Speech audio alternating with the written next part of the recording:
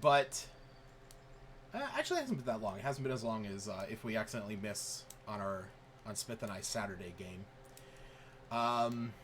So, last session. With the information that you all gathered about the Circle, the group decided to rest for the night at Benny's office and formulate a new plan in the morning. The next day, they had Benny send for Thunsorn to talk about the situation that had gone on there. Benny did try coding a message, but was caught. With Benny set straight, thanks to, I believe, Albina and Seftis, I know Seftis just, roasted the note that he tried coding a message into. He wrote a new letter, and it was inspected by the group before he had a courier take it straight to Thunsorn. Zash followed the courier to the estate. Along the way, he almost slipped across a tree, but seemingly teleported to the other side of the roadway. When he got to the estate, Thunsorn had left with a single guard and started for Benny's. Zash returned in time to tell his allies that Thunsorn was coming, and they prepared. Once Thunsorn had arrived, they began discussing what had gone on with his father. He revealed that he had set this whole thing up to get the Keens off the family payroll. Lord Innsmouth told his son that he was no longer under the protection of the Innsmouth-Keen bond, and said that his fate was going to be left to Zash and his family. Zash demanded to know who helped him, but the moment Thunsorn spoke the name of Kane, he had a heart attack and died. Luckily, I think it was Smith was the one that actually brought him back to life, or was it Albina? No. She used to revive, didn't she? Is that, yeah, I think, because, yes. Nylor. Was it Nylor? No, it was Nylor, yeah. Oh, shit, okay. Nylor. Yeah. Because I gave him a gem, yeah. That's right. I knew somebody had given a gem up for it. I thought it was Smith too, until I rewatched more of it. So luckily, Nylor was able to bring him back to life to continue the interrogations. During this, they learned the name of the mage who helped him, Almo Grazov, which you guys eventually discerned was the same last name as the mage who created the polymorph items that had affected Maggie and her family. With this information, the group called the guards and met Sergeant Alphonse Knox. They told him about the whole situation and asked for his help clearing out the Innsmouth estate of the troubleshooters. They marched on up to the estate and wiped the entire gang out. And that is where we're going to be picking up. You guys have basically just gone through and decimated this crowd. You see the guards are beginning to go out and sort of fan around, creating a perimeter. You see a few of them are giving chase to the ones that left off into the forest. Okay. Is Knox still about? Yeah, he's there. He's basically going about guiding his men of what to do. Are they so he's sending his guys out to chase the people who are running? Yeah, you see as soon as the major conflict is over, you see the few of them that actually escaped out into the forest. Sergeant Knox walks up to the collective, and he says, "Those of you that have strength in your legs, run after them. Collect them at any cost. I don't want any one of them getting away." Zash goes. Oh, so you're heading out. Yeah, I'll just look at the party and I'll say, "Hey, you guys take care of this and talk to him. I'm gonna go round up some bastards." Okay. Sure. Go ahead and give me a survival check then. Because they did. Okay. So here's the thing. Two of them ran to the northwest, and two of them ran to the east. So which ones are you going after? Because you would only be able to get two of them at most. So, you said 2 to the east and 2 where? 2 to the west, basically to the left and to the right. I'll go to the east then. Okay. I only rolled an 11. Okay. To bring them back for questioning. I assume that's the whole goal. I would like to catch at least one of them, that's for sure. Try not to eat them up too much. They're like, their mouths need to work properly. Don't break jaws. Got it. Just legs. Yeah, I'll say so while Zash is running after these guys, what is everyone else doing? I suppose Iluna would talk with Nox. That's their biggest source of information right now. Mm-hmm. And anybody who's been rounded up, but so is anyone else doing anything? Besides Zash is running off to go help round some more up. Yeah, Zash, you said you I kind of want to go and get the other two. I was going east. Okay. I'll go west and I'll grab the others if I can. No one shall live. Being able to talk. Stay alive. Okay, so Zash went this way, and Seftis is going this way. So yeah, Seftis, go ahead and roll me a survival check.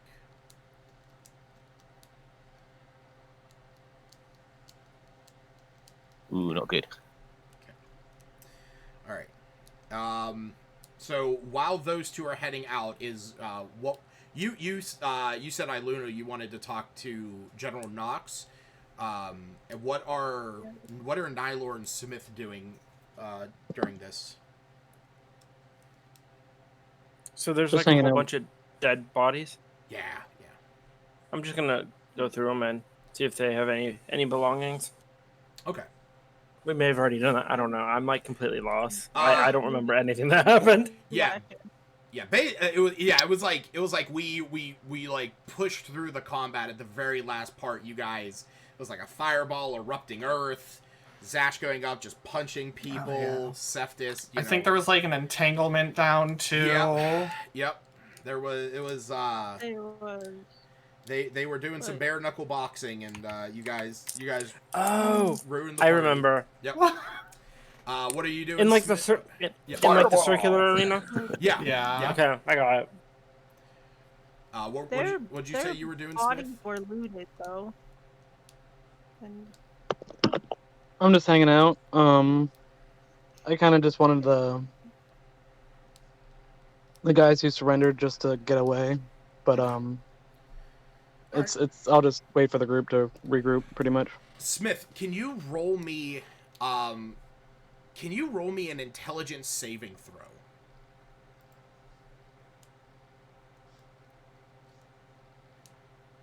Thanks, buddy.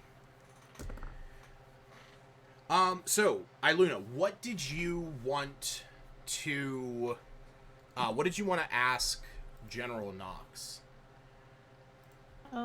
He said previous to this encounter that he knew Miska and worked with him.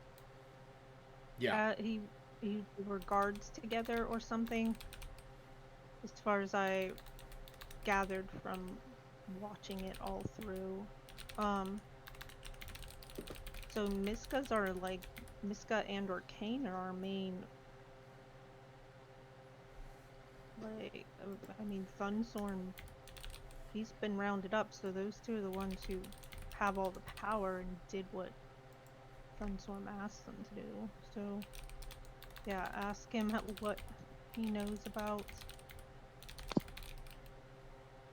Miska, if he's ever been in contact with him in the past, I don't know, year or so. Wait, say that again? Nox worked with Miska in the past, and they were friendly, and then, so, what he knows about him now, if anything, if he's in contact with him, or if he could put us in contact with him. While he's, watching his men go to work, They're also helping Nylor go through the bodies, trying to find any evidence, any information, stuff like that. Um,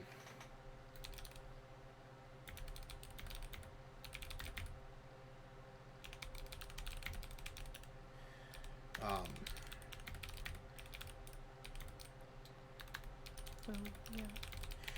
And when you ask him this, he says, "I would not be able to get you in touch with him. I don't know where he's been for some time."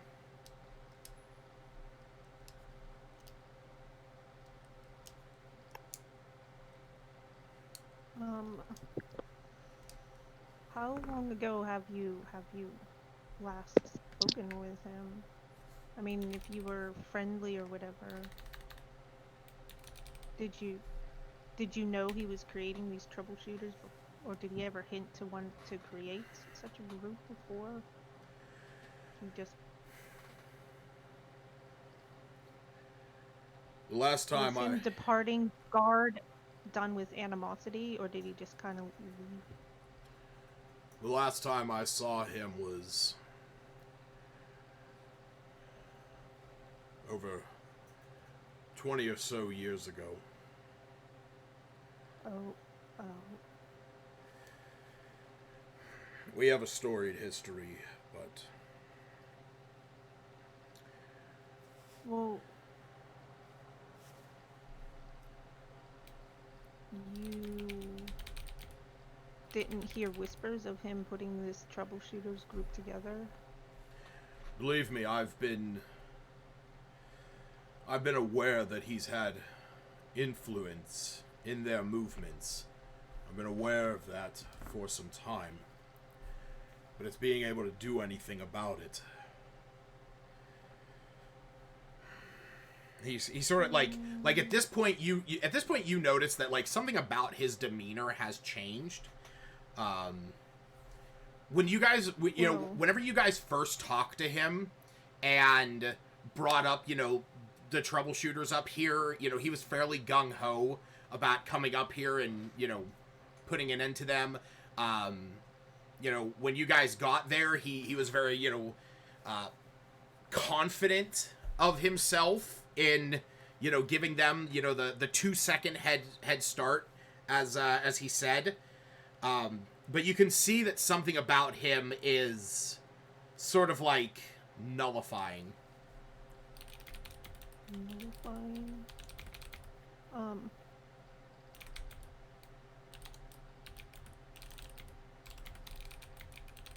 Oh crap, I had another question.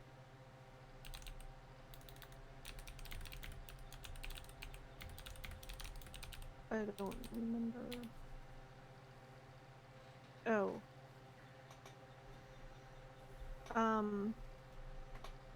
So all his men have been killed.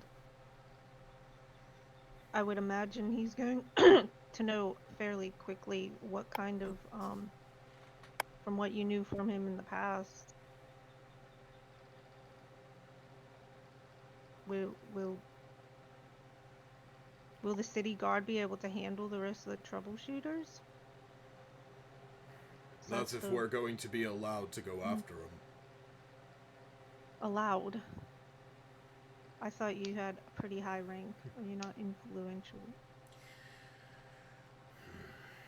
I have Or my won't they? I have my superiors that I must contend with.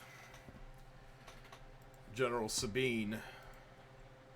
And you see that he, when he says that, he sort of, chokes back a little bit.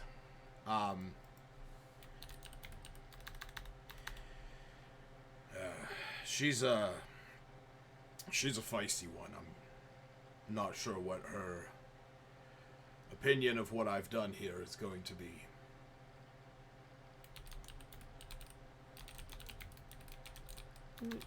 What do you mean? We followed your, I don't know, direction. Because in the end, you're the city guard. We're just trying to help a friends, family. And look at what we have done. We have put to rest a group of men that would do anything for a bit of coin. A group of men that would turn to cruelty, treachery, all for a sliver of gold. The world is truly a better place without their presence. You see a flicker of pride in his eyes when he says that, but it's definitely being slightly masked by an insecurity that you can't quite place. Slightly out of game, you seem to be pretty forward with anything I would insight check on. Well, because I'm taking into consideration that you have a 15 passive insight. So he's not really wearing his, he's not really trying to mask his he's not doing the best to mask his emotions, I guess I should say. While this is going on, Where's our place in I'm all sorry. of this then? Wait, say that again? Where's our place moving forward? We just wait for you to speak with General Sabine, and then we're this much involved because we felt like I had the city guard. I don't know, approval? Approval is not an appropriate term, but Well, that's I've got. let me say it this way. The collective of the Guard would not approve of what we've done here. I, on the other hand, do.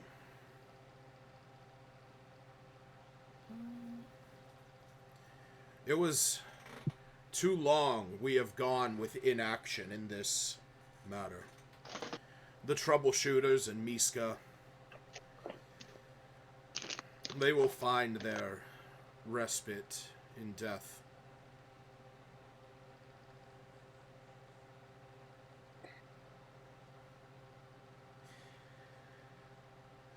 But It doesn't sound like you know how we are forward. wait, say that again? It doesn't sound like you know how we are to move forward. As all adventurers do. I mean- Continue traveling. Save the world. Do good.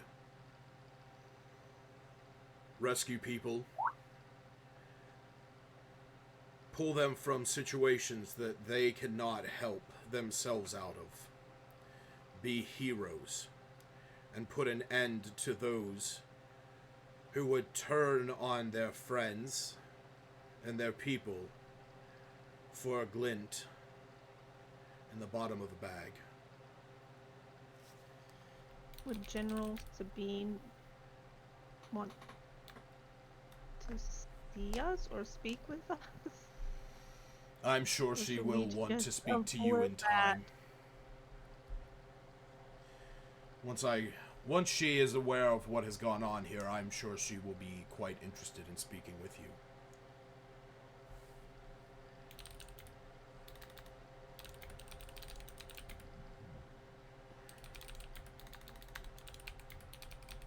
Okay. So Luna would just respectfully say thanks and take her leave and wait for the rest of the party to get back. Yes. I have no further questions currently.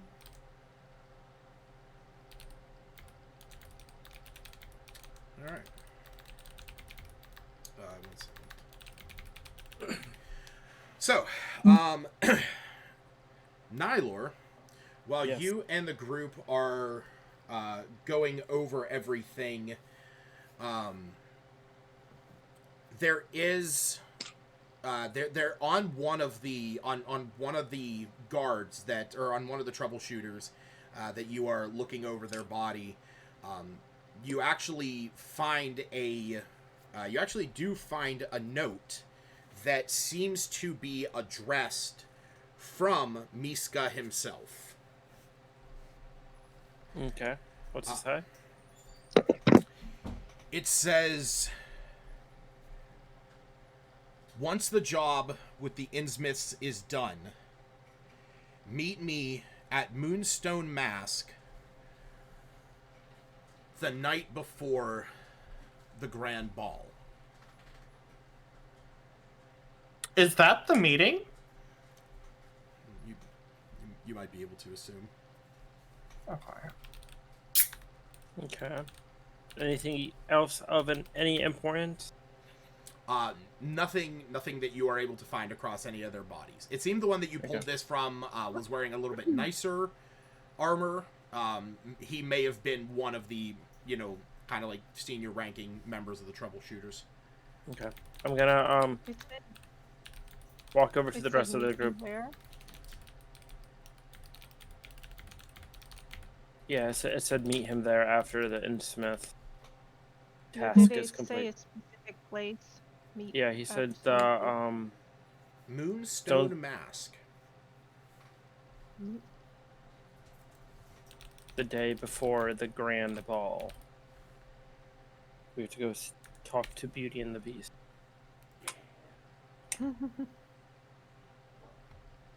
Who found the slipper? Oh. That's the wrong. It's all the same shit. Okay, It's all I'm gonna- Disney. All the people, Oh, all no. the group members that are around me, I'll show them the note. Also, look at my dice. Nobody wants to see your stupid dice. I want to see your stupid dice. Goodness. Ah, I nice. do. Are those like the frosted? Yeah. Yes. Hold on. Did you show him your tray? No, I will though.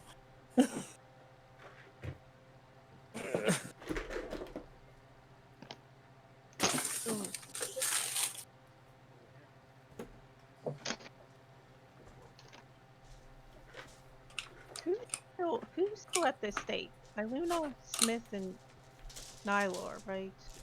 And Albina, unless Lucas did something with her. Albuna's just not paying attention to anything. now. Right. Albina is It's Her like and she's Iggy are working. picking apples. Albina is She's- Albina is currently praying to Tempest. That is what we will say. Yeah, I have the red set, Tony, because it's in my Ouroboros bag. Because this is That's actually really cool. These are all the dice of characters I have played who have died.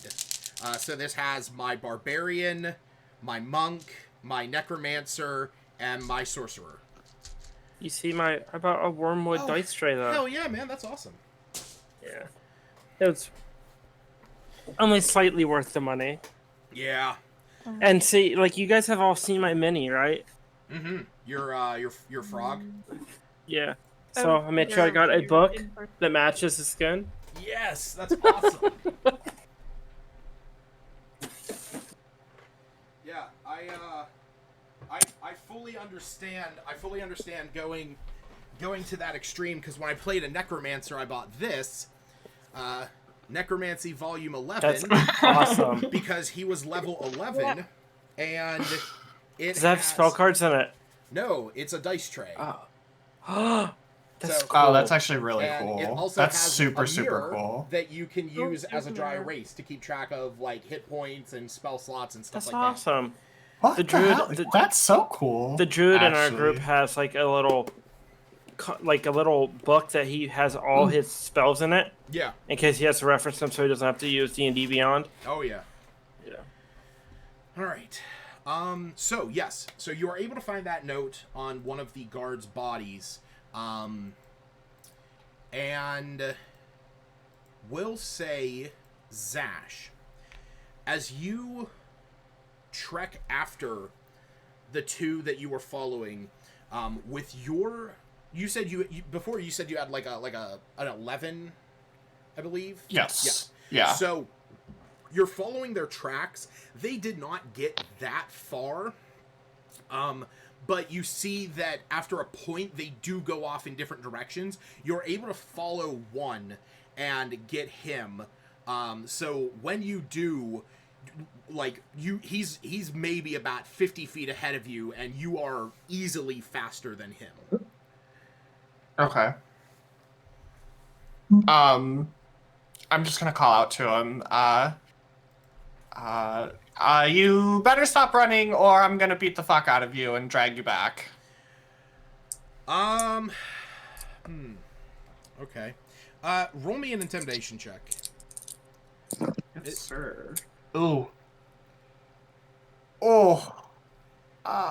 You're rolling that one. That's a 3. Ooh. I rolled a 4. Oh boy. He's just laughing at me. So the thing is that, you know, he looks back and he sees that it's only you, and he quickly turns, and you see that as he's pulling a dagger from his side, and he goes to throw it at you. Okay. Oh shit. Can I do some flavor shit here? Sure. Can I activate my gauntlets and use the knockback to both hit him with the force and shoot the dagger back at him? So Or yes. or shoot the dagger back? Yes, because I'm going to say that considering he is running and he's turning to throw this, your deflect missile ability would kick in. So yes, you can. So describe what you do, because you can do it however you like. It's just gonna be like a full-on sprint, and when I see him like reaching up to throw the dagger, Zash is just gonna kind of slow down, and he's gonna charge up the gauntlets and then punch, kind of at the same time.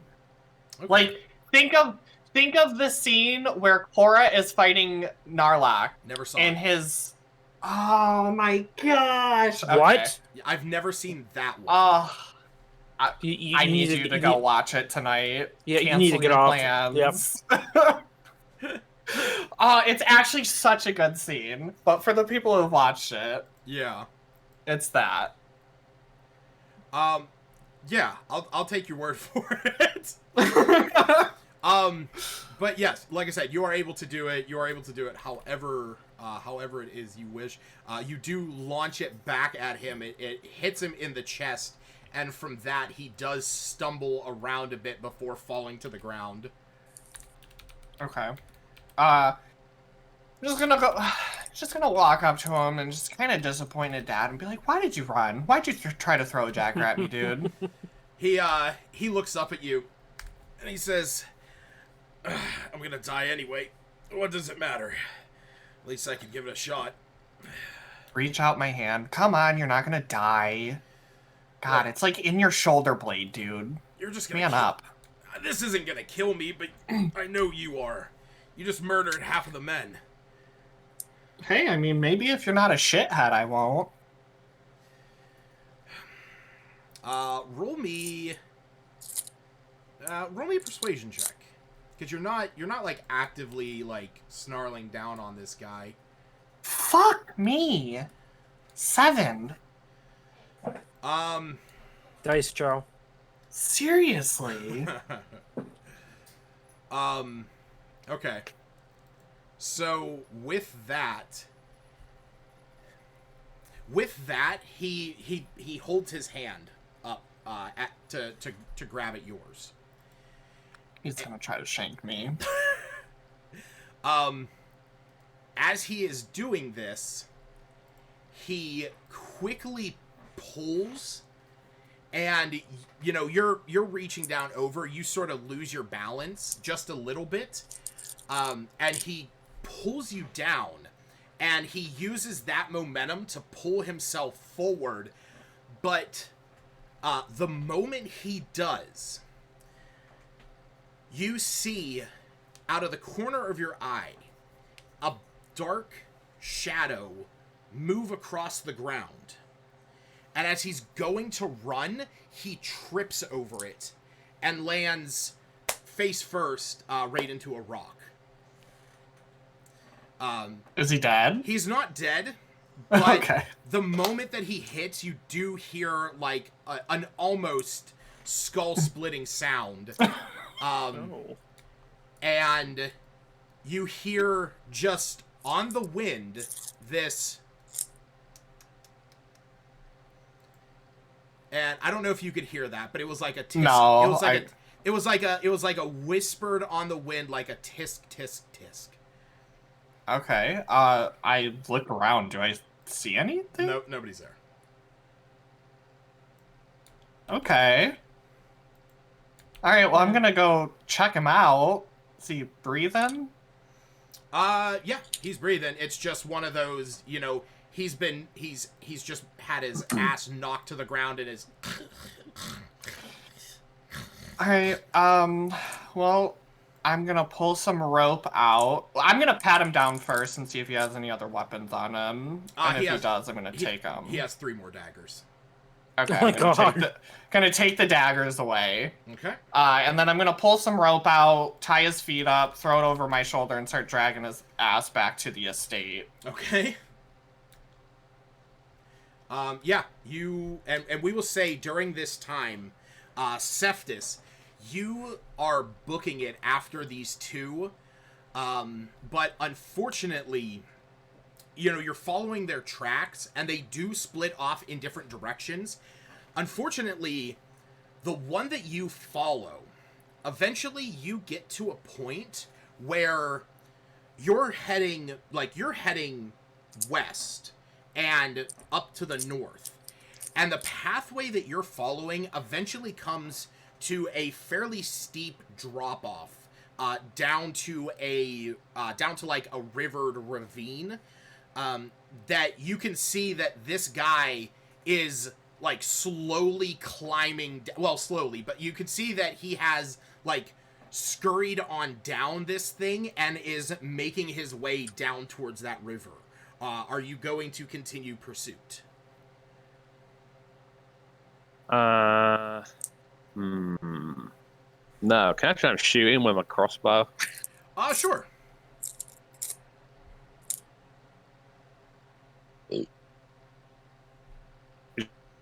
Just want to roll an attack for that or Oh, something? yeah. Just go ahead and roll an attack.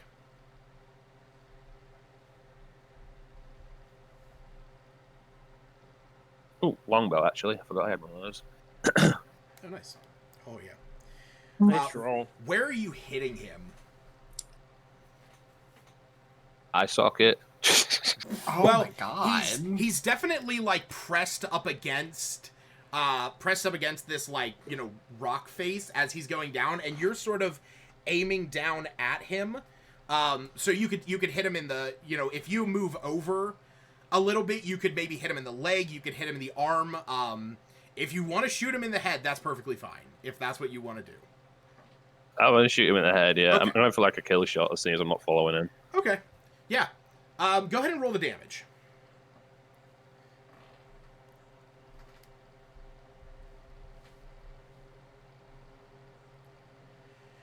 So, you definitely hit him. You hit him, like, right in the side of the head, and the moment you do, you see that he is sort of, like, propelled off of this rock face, and just begins tumbling backwards.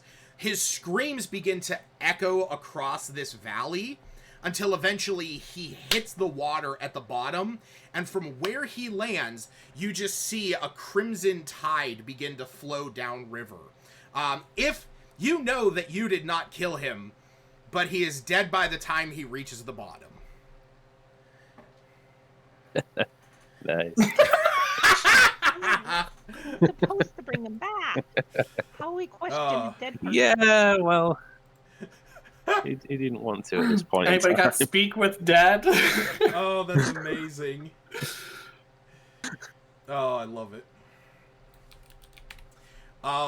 So yeah, we will say that out of the two of you that were, you know, going and pursuing after these fine, upstanding gentlemen, Zash is able to bring one of them back.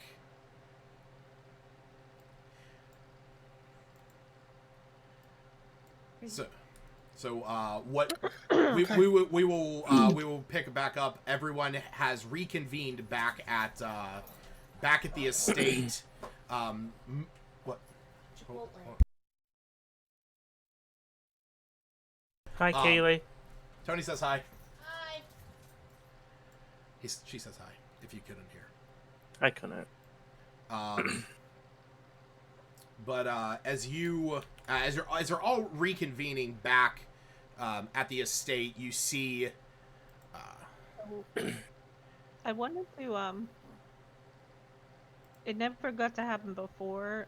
Kind of talk with Anime Okay. more in depth about why she seems so horrified about that ring.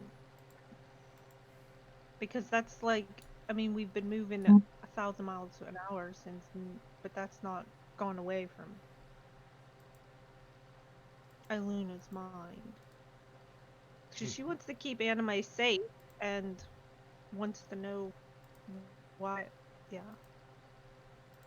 Like, yeah, when Anime's terrified when you ask her this, from her perspective, at Yeah. least. So, like, double checking what Yeah. that was about. when you ask her this, she seems to almost stammer just a little bit, and she says, "I can't quite place it. There was a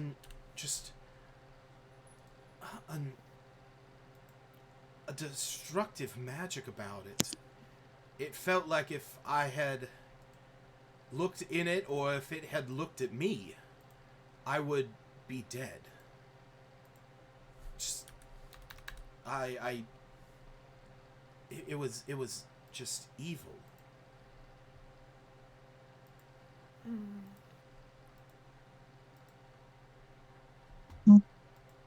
That does not bode well. I mean, it seemed powerful. But if we go after that mage, I mean, it puts us all in danger, but yeah, it seems like it would put us all in danger more than we realize. If it could destroy you, instantaneously, possibly. Yeah, roll me an Arcana check, Iluna.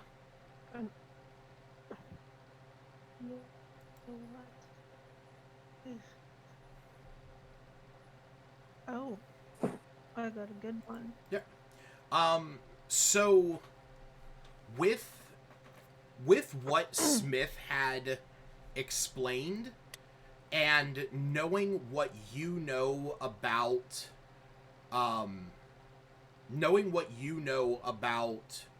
Anime being a creature called forth from the sheer essence of the Fae, you sort of get it in your mind that being that Iluna is a summoned creature in generally by design, that if she was put before a field of anti-magic, that she might just poof. Because she is comprised of magic. She is the embodiment of your connection to nature and the Feywild. She is that embodiment. And would just undo her, just like Kinda. undoing all magic. But and I wouldn't be able to reanimate her. That she would just. That's just. You're not 100% on that, because you are aware that if she Sure. you are aware that if she is severely hurt, that you can bring her back within a certain period of time. This sounds worse than that, because she would still have some kind of physical form. To bring her Right. back from. And that's what you're not 100% on. You're not 100% on whether or not an anti-magic field might just, disapparate her, or if it would annihilate her. Wow. See, That's what I was sitting on for like all this time. I forgot to ask it in a previous session, and I wanted to talk with Anime because she seemed freaking terrified. Yeah. And I was like, why would you be that scared of a ring? Okay, anyhow, Luna would just respond with, we'll do our best to keep you away from that source of magic. She nods and she says, believe me, I plan on doing everything I can to keep myself away from anything like that. Definitely always, I guess we can have the knowing that you will leave if you, on your own accord, to save yourself. And we'll say it's about this time that that Zash is returning with his captive. There's one more thing though that I want to I want to showcase before everyone turns. Cephas. Yes. When you're at that ravine, you just took this guy down. You really hold, no, very, I can only imagine very little, regard for him. But something that you notice where you're standing. You guys are just a few miles away from Neverwinter proper. As after you kill this guy, or after you shot this guy and then he died via natural means. And by natural I mean he naturally fell down a mountain, and naturally that's gonna make someone unlive. You're sort of standing there at the top of this sheer face, and you notice something off in the distance, to the north, actually kind of to the northeast. Something you haven't seen in quite some time. You realize that you are closer to the volcano that at one time destroyed half of Neverwinter. And I posted a picture, kind of what the scene far away looks like. This is clearly not what it looks like right next to you. But you sort of get this sensation, this like pulse in your chest from your arcane core.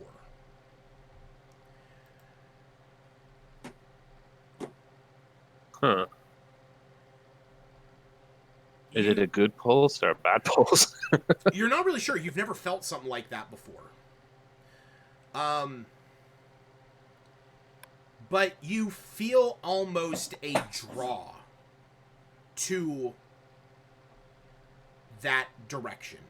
It's not like, like I am possessed being drawn towards this, but almost like you have a connection in that moment.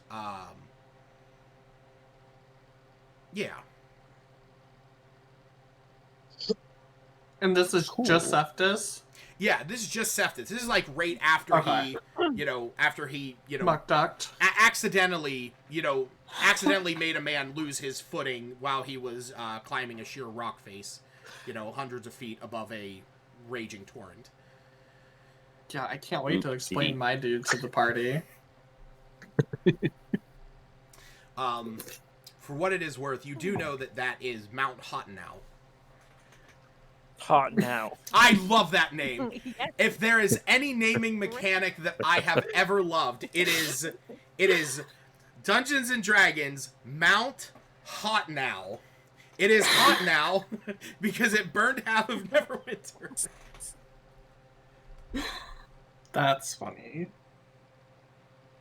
I mean, it's the only appropriate name Yeah, there's just an E. when you have never There's an winter E in the going middle. on. It's hot E now. Because, you Yeah. know, that's I'm how you sure make you're things supposed fantasy. to pronounce it like oat. I'm sure. All right. So yeah, we will say that everyone has at this point has reconvened back at the estate.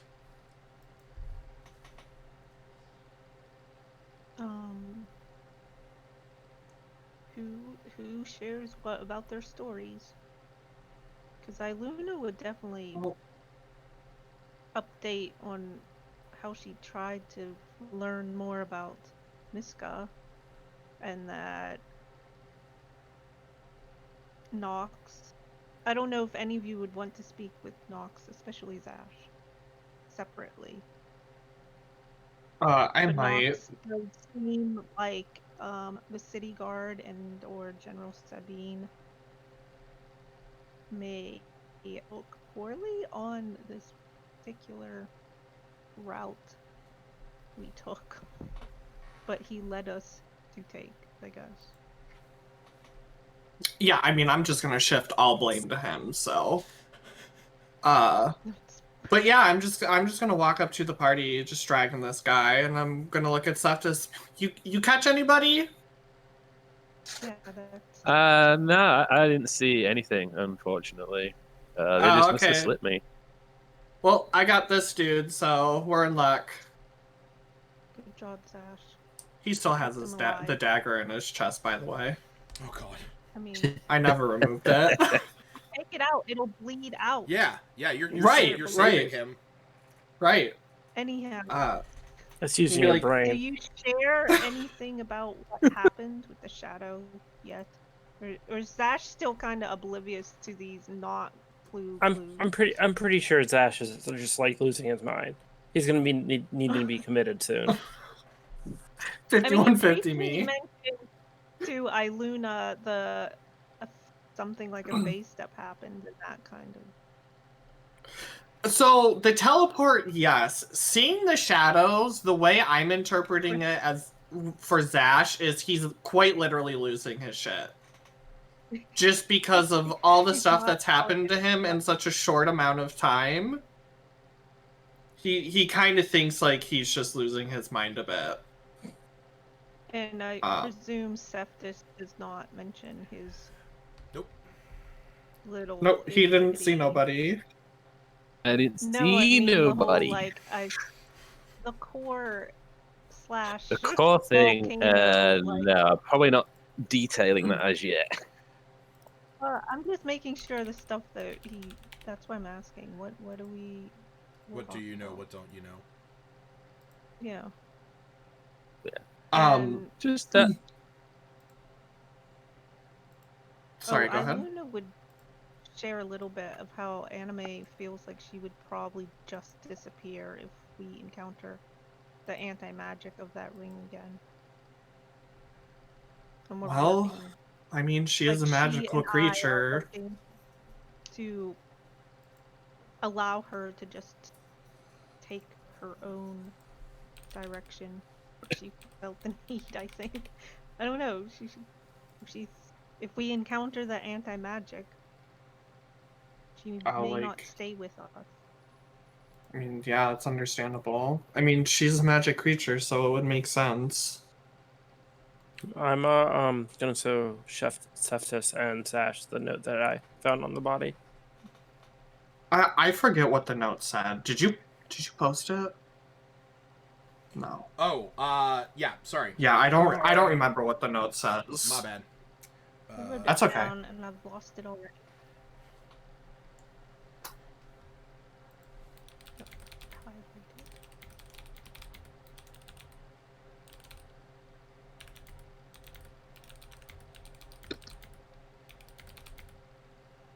I wrote it down.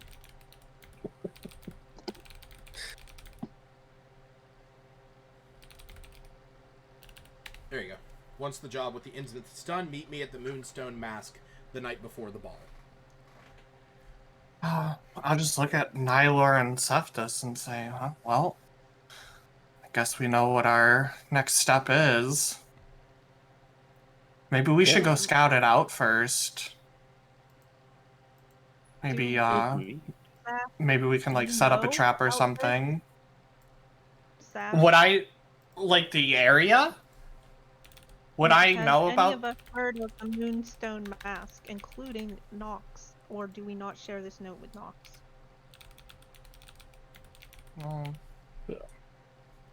Well, first, do I know anything about the Moonstone Mask? Group is having like a mini huddle away from Nox and whoever's been collected. Yeah, so do it. Yeah, so I will say that Zash, as somebody who has grown up, you know, basically in Neverwinter, you know that the Moonstone Mask is one of the renowned feast halls in Neverwinter and pretty much across Faerun. It is sort of known for its discretion as well as its, like, extremely rare delicacies. You have only ever been there once. You were actually there with Lord Innsmouth when he was going to an event, and you were only allowed on the main floor, which is where the dining room is. It's sort of lit by a huge hearth and by lanterns hanging from the sides of a grand staircase. You heard nothing from upstairs. It's a 5-story building. In fact, I will post the picture here. Is it common knowledge who owns and runs this? Yeah, like, would... Like, is this Miska's hideout, or...? Oh, no, so you... Nuna even heard, like, whispers of this. She spent some time in, like, Smith. Or... Well, anyone who's ever heard of Neverwinter... Anyone who's ever been to Neverwinter or has heard of Neverwinter has probably heard of the Moonstone Mask, but you don't know the... You know, you don't know any of the specific... Like, this is kind of like going to a multi-star Michelin restaurant in, like, New York where Gordon Ramsay is doing the cooking that night. Okay. But beyond that, they do have, you know, they have the dining room. There's more floors above it. In fact, whenever Zash went there one time with Lord Innsmouth, there was he had gone upstairs, and you realize that like you couldn't actually hear anything going on up above, but there was some, you know, festivities here in that room. Did I get the inkling that it was, like, because of magical means I couldn't hear? You could assume. It would not be a bad idea to assume. Okay. I'm here. Yo. Hello. Hi. So, touch out a game. Lord Innsmouth did or did not come with us. Did not. I feel like he did not. He stayed back.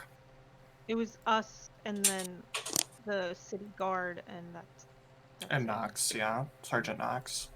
Oh. Yeah, but he's part of the city guard. Like, and no part of the, like, Zash's family did not come with us. No. They stayed with Lord Innsmouth.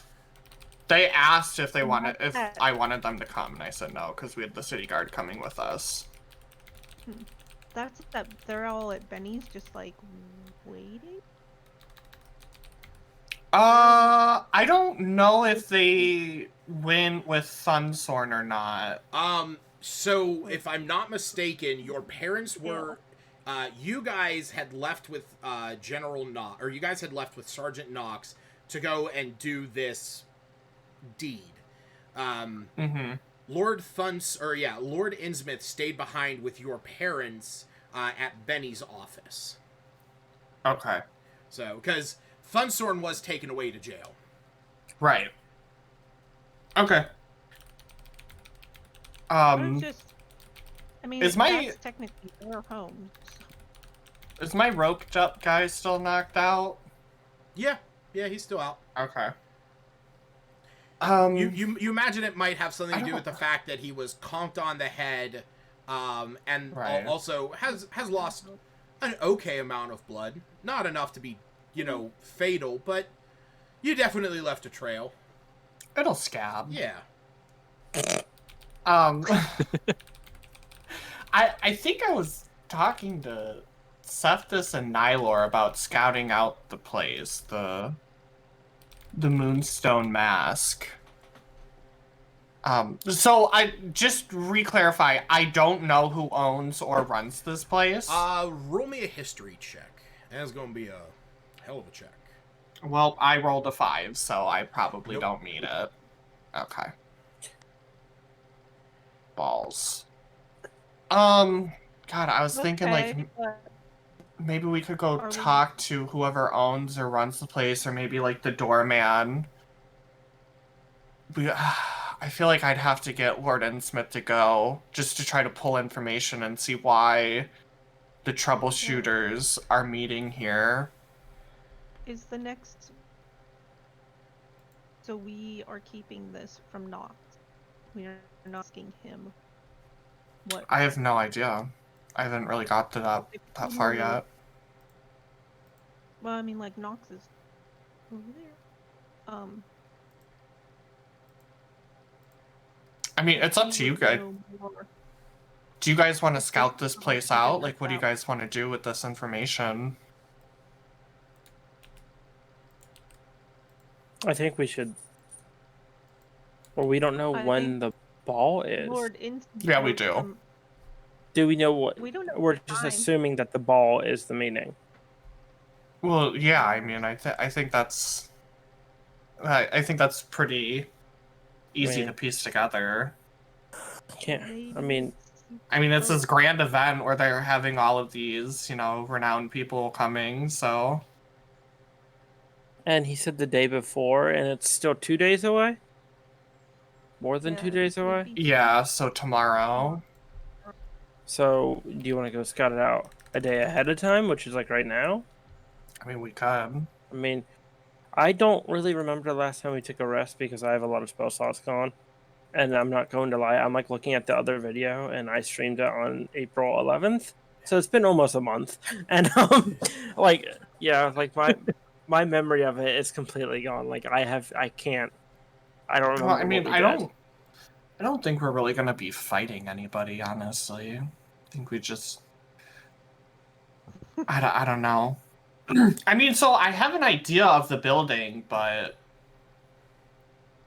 if they get inside there, I don't think there's gonna be a lot we can do once we're inside. That note was just on one of them. So he must have had some position of leadership or something to make sure the rest of them, unless it was just that one guy supposed to meet. Did I find anything else on my tied up dude? No, nothing on him. Okay. Do we want to question anyone who's still around? Yeah, I said you found the 3 daggers. Right. I just meant, like, any notes, anything like that. Any correspondence. Okay, because roll me investigation. Because I know you said, does he have any more weapons? I did not know if you had looked in further to him. No, I did just say weapons, but I guess I could just reinvestigate now. Yeah. 17.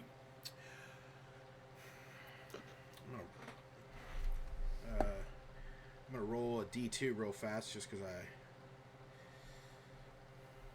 Yep.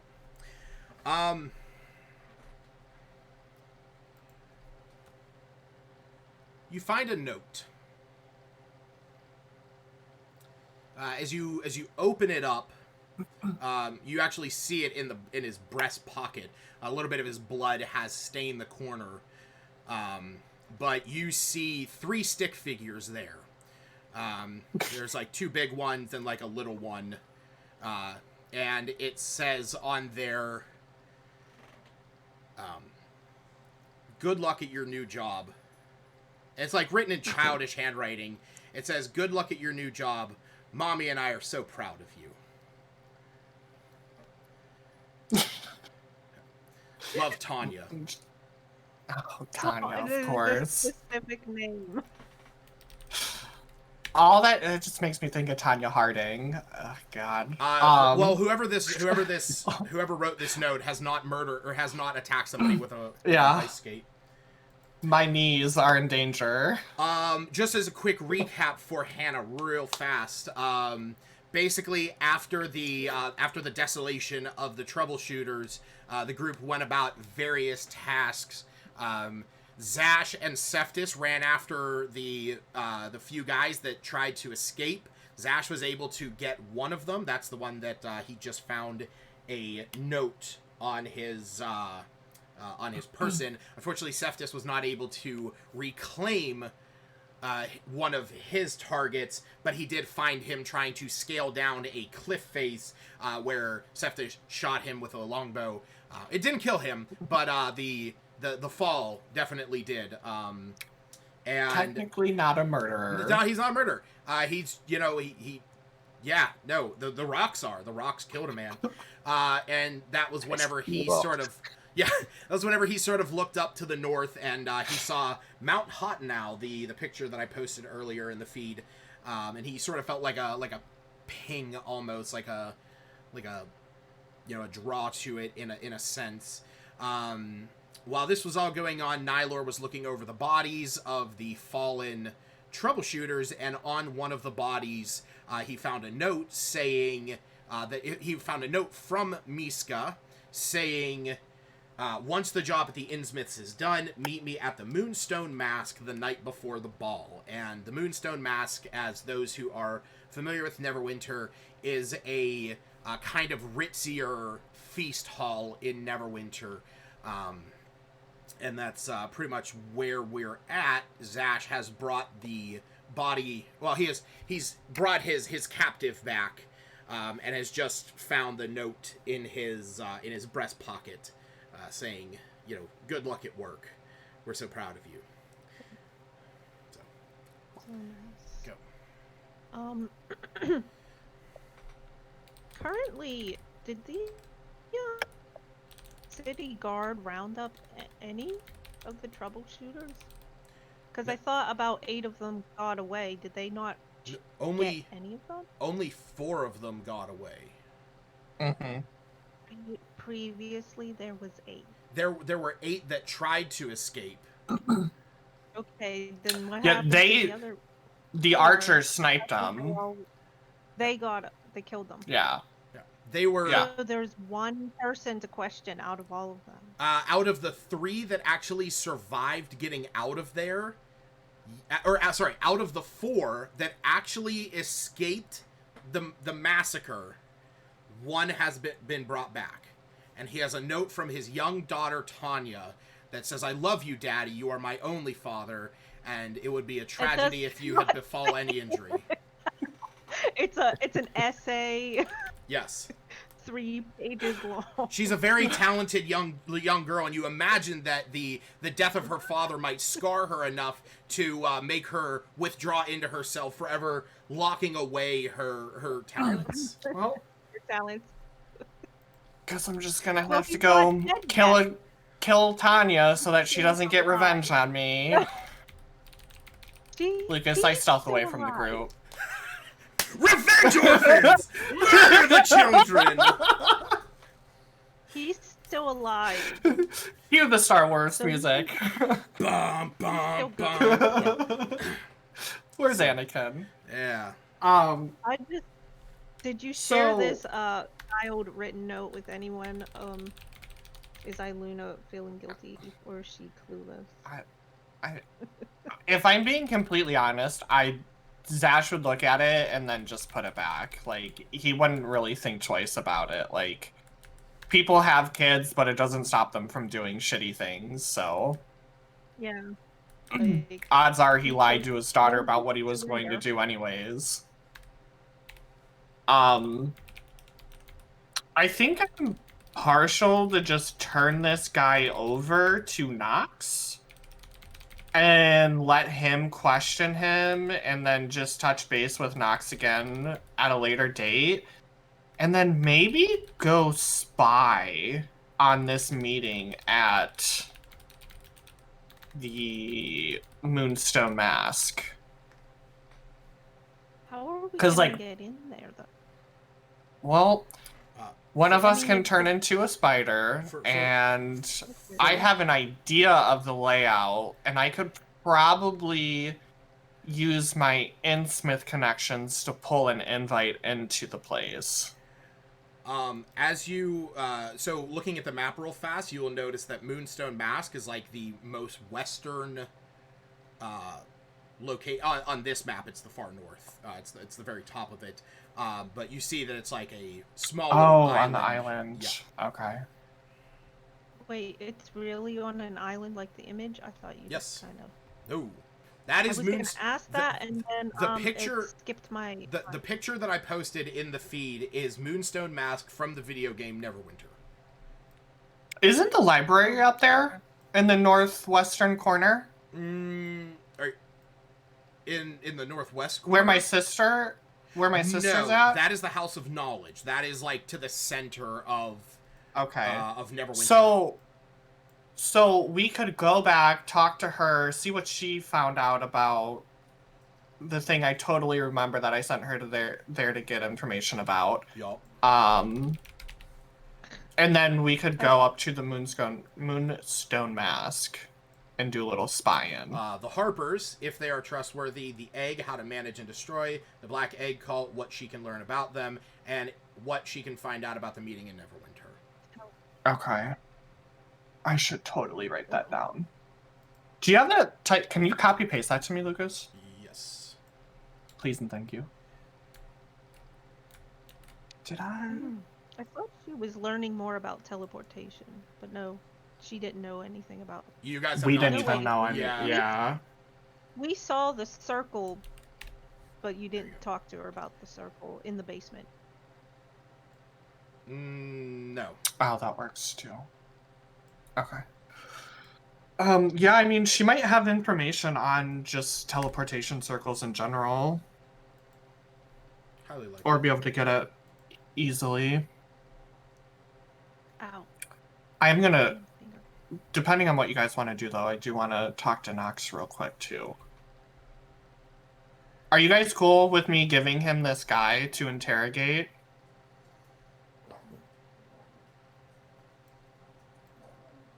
I think that's fine. Yes? No? Sure. Okay.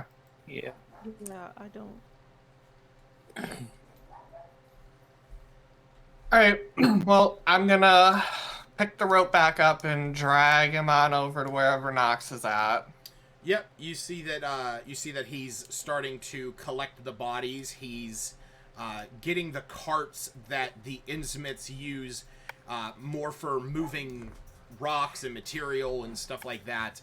He is collecting the bodies onto there as he goes. Okay. I'm just gonna call out to him. Hey, Sergeant Knox. Yes. I got one. He, hand to gods, slipped and fell right on a rock, knocked himself out. Absolutely. This is not me. The knife was kind of me. He threw it at me, and, like, you know, I used dope monk shit to send it back at him. He looks at you. He looks at you and he says, "I understand. Plenty of times. Wink, wink. Yeah, plenty of times in my days, I've had someone slip and fall." Okay. Well, we figured it would be best to turn him over to you since you are the authority here, and you guys can just, you know, do whatever ethical things you do to people to interrogate them. You know, maybe he falls down another set of stairs. Maybe he goes swimming upside down with a cloth over his face. I don't know what you guys do. But yeah, I would really appreciate it if you could touch base with me if he gives you guys anything meaningful, information-wise, on Miska. You see that he like cracks his knuckles, and he says, "I will find out every bit of information that he has." Oh, well, you know, if you want a trick, if you take a long tube sock and put an orange in it, and you beat somebody with it, it feels like they're getting hit with a rock, but it doesn't bruise. And Just, you know. Why does Zach know this? Why does JJ know this? Better Well, question. you I had an interesting childhood with siblings. so you actually see he pulls something out of a small pouch on his side. Is it an orange? It is not. It is this symbol. It is a golden sphere that has golden spikes running the diameter or running the circumference of it, and like embedded into the center is a hole, and he takes this leather strap that he has with it, and he feeds it through there, and he ties it off, and he begins swinging it in his hand. He says, "Or if you hit them with something like this, they will scream whatever it is they can tell you." Oh my god. Anyone who's witnessing this, Well, roll me a religion check. I'm here, right? What? I'm not like. Yes, you are, Hannah. Okay. Roll a what? check? Oh my god, I'm buying new Religion. dice after this. Maybe switch to D&D Beyond. Seriously, I rolled a God, 5. we all No, rolled If garbage. Luna actually sees this thing flailing about, she's gonna walk up to Nox. I feel like I should know Because something we about just this. What the told heck? I was gonna say, Albina being a cleric and especially a war cleric, go ahead and roll with advantage. Yes.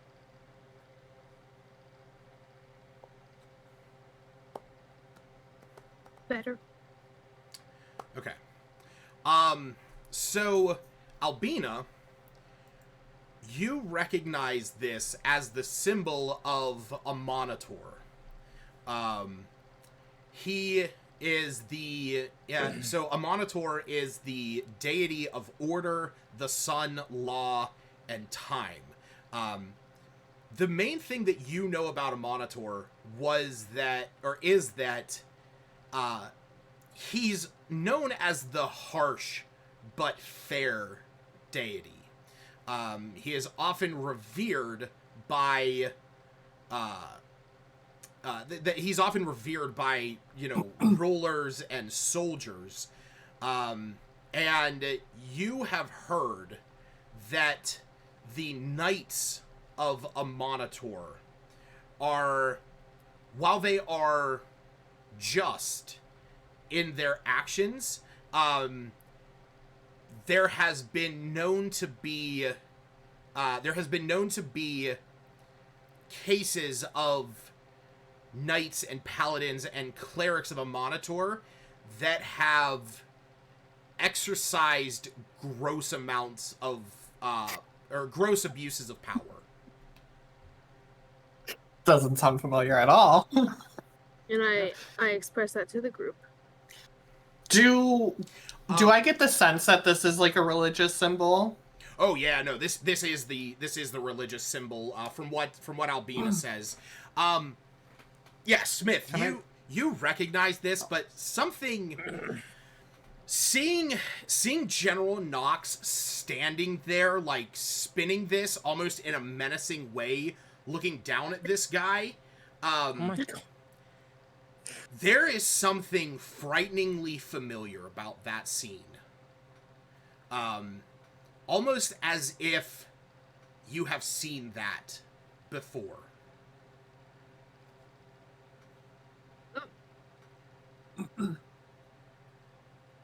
Dash is just going to keep it to himself that this Yeah, guy he's has a not good. daughter. Sorry, Tanya. Why does everybody care about the fake daughter? She's not real. You think he just carries things in his breast pocket just... By the way, Knox, he has a family. Maybe Even better. you He shouldn't pulls out beat another him one. with the pointy thing that you're swinging around. Even better. He pulls out a second Jeez, one. Fine, I'll fucking plea for this dude. Well, like, if you wanted to have killed him, you could have killed him. We don't I want him didn't. dead. It's not on my... Exactly. Okay, but I can't control what other people do, Tony. If you give him all the information, you kind of can edge him in the right direction. What information am I withholding? The information that we just got you to tell Knox. What? The fact that he has a daughter. Oh, you think this psycho's gonna care? You never General know. Knox, this man, look at the... I'll pull out the thing. I'll snap the sheet a few times. He has a wife and a daughter, so, you know, maybe make the wounds in a easily, you know, spot to cover, you know, none on the face or the arms. Maybe keep it to the chest. As he's looking at No that, more swimming with the shirt off, you know. I already said before, if Iluna sees him swinging this he's thing not around, swinging it. He's spinning it in his hand. What? Yeah, yeah, It's just a fidget spinner, guys. yeah. It's not a fidget You know, kind of like, you know, like Oh god. kind of just like standing there, like, What are you doing? you know, I mean, it's just a roll of tape. But, you know, just sort of standing there, like, spinning this thing around. But when he looks at the at the note, he says, he sort of looks at it, and he goes and he puts this symbol away, and he says, See? "Fortunately, I'm not the one who does most of the interrogating anymore. Sabine has frowned upon my methods in the past." Honestly, I couldn't see why. I mean, that was the symbol of your god, right? Yes, a monitor. Yeah, so, you know, just righteous fury. If they weren't bad, then they wouldn't get hit. If they did not And stand, honestly, how are they gonna learn if you don't hit them? if they did not stand on the side of Atir, then they stand on the side that is against her. I say that to Nylor all the time. He just doesn't get it. Anyways, when's the last time you talked to Miska? Yeah, I already said all those. I Yeah. told you what he Did told you? Yeah, Yes. she did say that she Oh, informed you of fine. what he said, which she told you was about 20 years ago. Okay. Did you... I don't remember. Did you ask him about, like, any recent news or information on him? Yeah, he seemed to not know any of it. Oh, what a piece of That shit. well, Okay. he only knew that I would imagine the troubleshooters were kind of Mm-hmm. up and coming, but it seems like the whole city knows the troubleshooters were up and coming. Right. Just through whispers or whatever. I'll just And that ask him. He seemed to be a little distraught about what happened, but it may be because General Sabine will be upset and not on a personal level. I'm not exactly sure.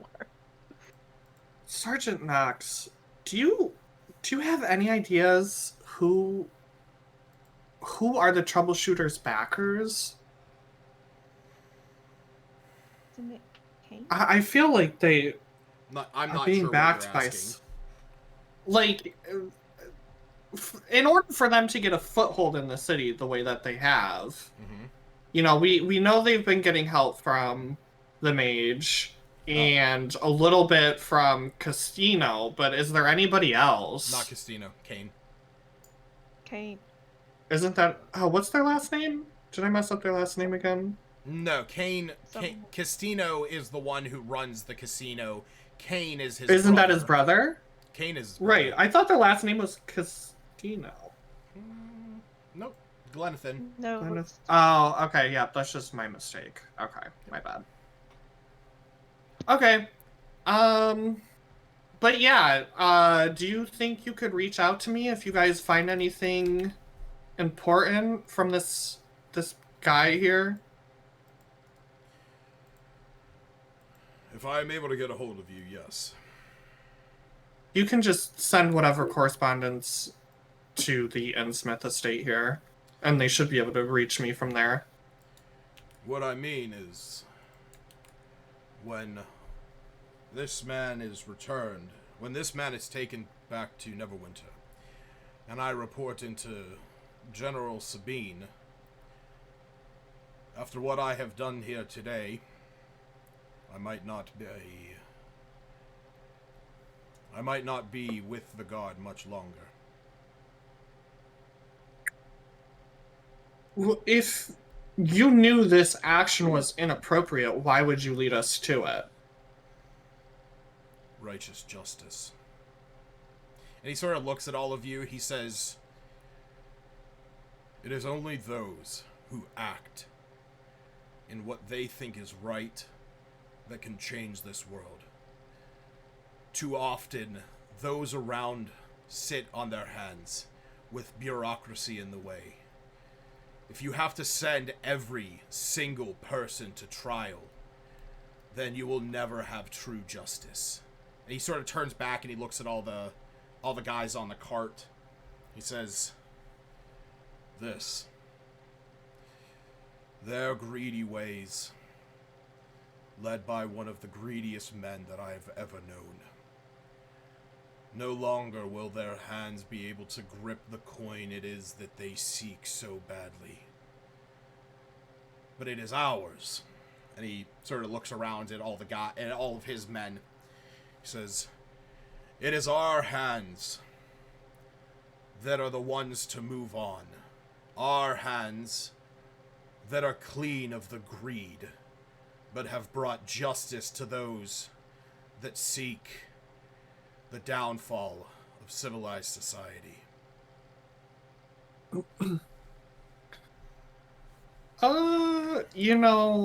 I don't know if I want to really get into an argument about worldviews and ideologies right now, so yeah, power to the people, Max. Take him back.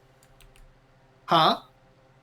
Can't we just take the prisoner back and question him ourselves? I mean, We're I not feel like gonna I... get information from Knox Well- because he must be paid. I mean, I don't know what we're gonna do with him after, or if he's even gonna talk. Either way, like, this dude deserves to go to jail. Like, he was a part of a criminal organization who was responsible for murdering one of my family members. I want to see this dude, I want to get justice for my brother, so... Yeah, but probably would get that. We just won't get any information. If we question might him, not. then we'll go over to Knox, and Knox can or cannot hand him into the general. I don't know. I'm gonna ask General Max. Sergeant Max. Mm-hmm. If Sabine is harsh with you, you can call for me to back you up. I might not exactly agree with you feeling that you are judge, jury, and executioner, but these were not innocent men. These were not men who did not have dirt on their hands.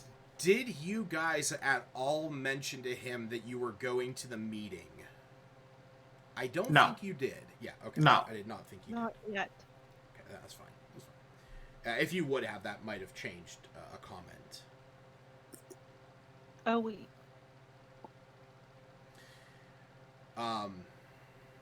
He looks... You meant the I was thinking you were saying the new... No, like going to the Council of Neverwinter. Information. Yeah. The fact that Nylor was told by Elia that she would be requesting their presence. Did Yeah, Nylor so even share that with us? Yeah. You did? Okay. Yeah. Okay. Briefly. Like the simple version. No, we definitely did not say anything like that to not. No, I don't think so. I don't think so. No, everything's been pretty hyper focused on the troubleshooters and Thunsorn. Yeah. Yeah. I don't think we even told Lord Innsmouth. Um, He doesn't I don't think he knows know either. we've been invited to the meeting either yet. Not that it's necessarily a secret from him, but yeah, something else has been going on. Was he gonna say anything in response? He sort of looks at you and he puts his hand on your shoulder and he says, "Believe me, as I have traveled these lands for many years, Sabine and I have a history. She will be harsh. My punishment will be just, however she sees fit to execute it. I will accept it as she dishes out. She is my superior."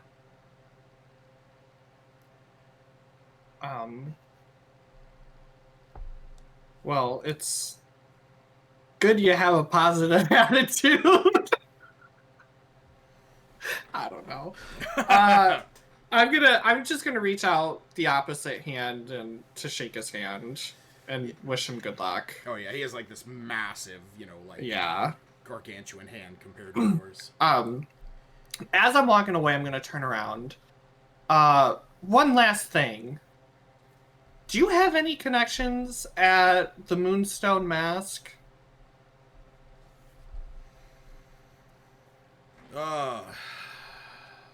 No connections. But there was a few times back in my heyday, my adventuring party and I, we would celebrate there. We were quite known back then. Oh, really? What were you known for? Well, we were the oh shit, sorry.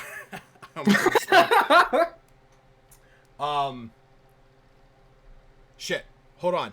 I wrote it down somewhere. Ow, my fuck finger. Shit, where the fuck did I write it?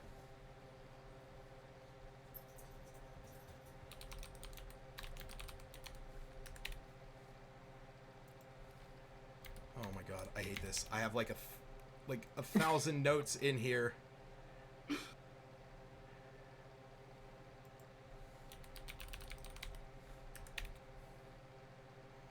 There it is.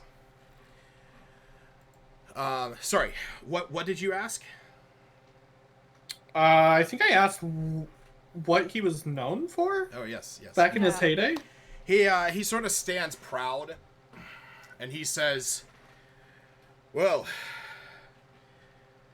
I was a member of one of the realm's most illustrious adventuring groups.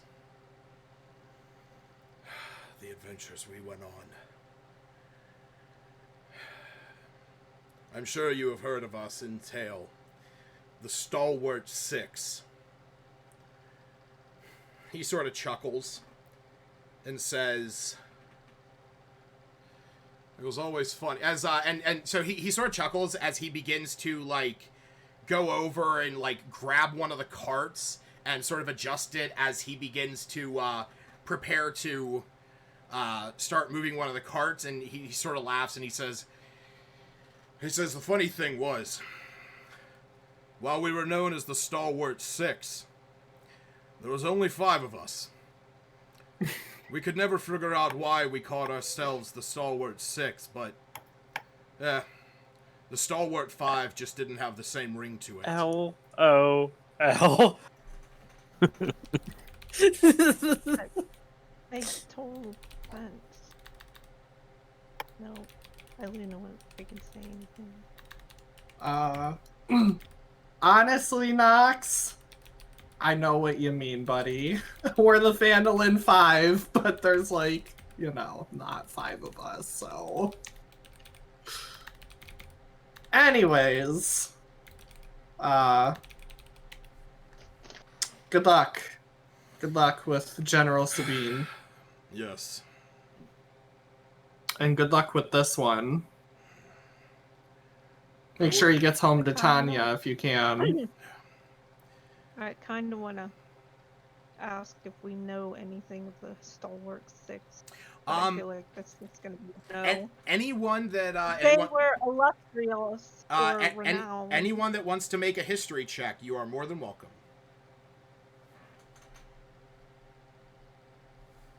Cool, that'll be me. I rolled a 12. Ooh, Septus. Oh man, I know nothing apparently. Luna does not pay attention to history for anything. She's like, the who?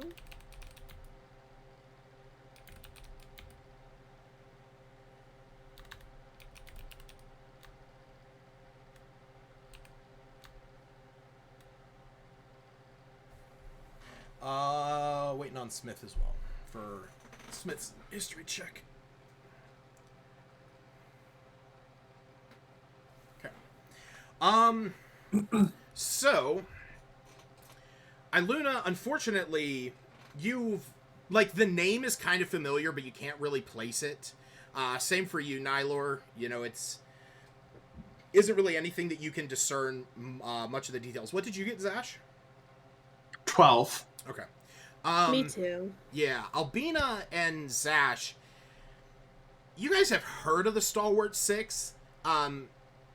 You know that they were this fairly well-known group of adventurers from about, 30-some, 40-some years ago. While their exploits are known, a lot of it is told as if it's legend. Cephtus, this is actually some of these stories here and there are actually some of the stuff that Ludwig had told you about during your short time here in Faerun when he picked up on this information. In fact, Ludwig Ludwig actually told you one time that he had met a member of the Stalwart Six, but he couldn't quite remember very many details about it. He has that sort of hazy memory about it. But you did hear that they did kill a storm giant that was destroying a town once to the far north.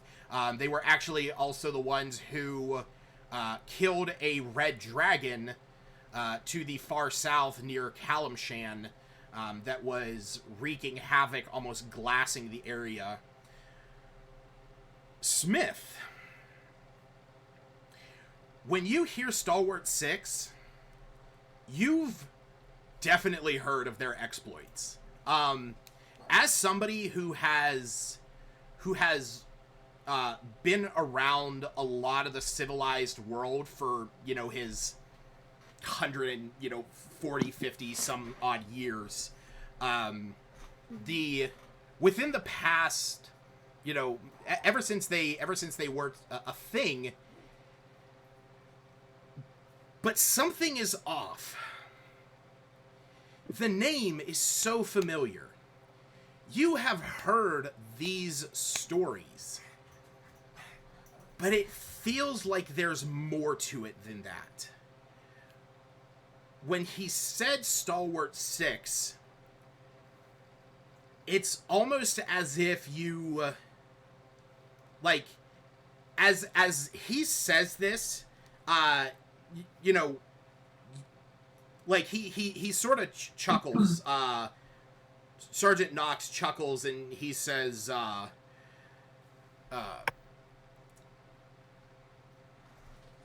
we were the ones who killed the famed Crimson Blaze, which was the dragon to the south. And when he says that, like, you know that story. You've heard it. Or something. It feels more than that. And as he's explaining this, you get a slight headache, in a way. And as you do, you almost have a brief glimpse in your head of standing before a towering cliffside. To your left, you see a man standing there wearing red clothing. He has a headband on, kind of like darker hair. He's got a beard. To his left, you see a woman standing there, a young woman that has her sort of like auburn kind of brown hair that's pulled back in a ponytail. She's wearing heavy armor and she's carrying a sword. To your right, you see a man that matches General Sabine, or sorry, not General, Alphonse Knox's appearance, just years younger. To his side, you see a man with long, dark hair that is wearing sort of like tighter fitting clothing, with a fair amount of leather. And there's someone else. And as you look back, as this memory plays through in your mind, as you turn around, you see somebody standing behind you. It's an elven woman, and as you turn your head back, she smiles and she puts her hand on your shoulder. And the moment she does, she goes to speak, but there's no words. And then the memory fades.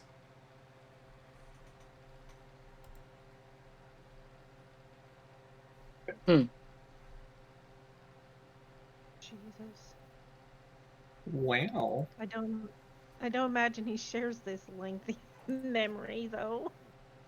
Yep, Do with you? what? Goldsmith. I don't, but I don't really know what to make out of it either. I'm just wondering if you would look like you're looking in the far off distance, like you're thinking about something. She sounds hideous. Wait, who sounds hideous? Me? No, I'm just kidding. Jeez. No, the khaki. Never mind. That commercial. It was she sounds hideous. Oh, khakis. Well, he's a man. I feel like I'm under like some sort of spell. Like, is there a reason? Is this like, I feel like it's just so long ago I can't really recall it, or? I mean, from what Alphonse is saying,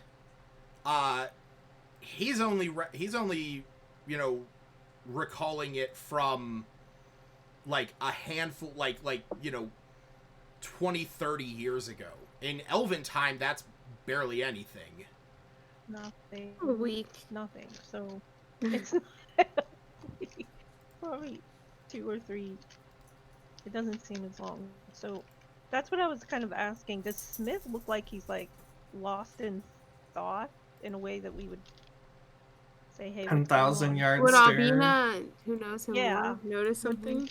I mean, that's up to Smith if With he him. is sort of giving that 1,000-yard That's stare. what we're kind of asking. Or is he like, lost in thought, and we might notice, or I would say I'm just trying to. I wouldn't say I'm lost in thought. I would say I'm just eyeing up Nox, trying to recall more information.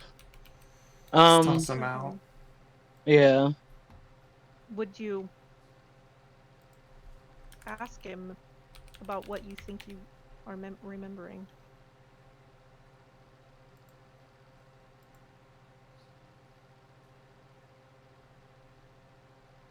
So, why does the memory of them instill such fear? You said I got a chill in my spine when I thought of the stalwart sticks. Yes. Do I get a feeling as to why I get that feeling about them, or I can't recall? Actually, as you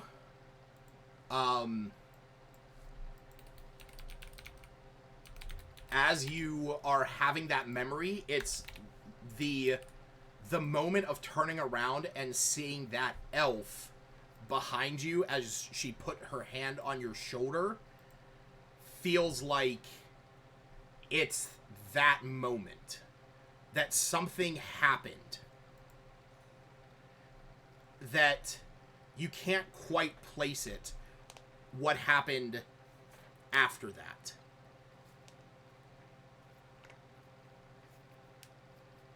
But but it feels like it's how can I put it this way?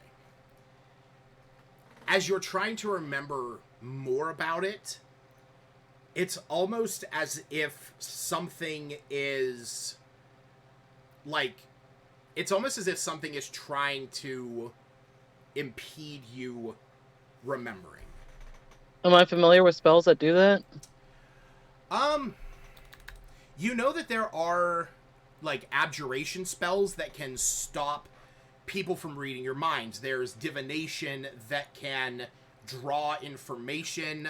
Enchantment can impose, like thoughts and will onto people. You can't really think of a specific spell right now that could block specific memories beyond where is it? Did anybody else have to make a save? No. Or was it just Smith? Just Smith. Okay. That's weird. Roll me an Arcana check. Smith. Yeah, 16.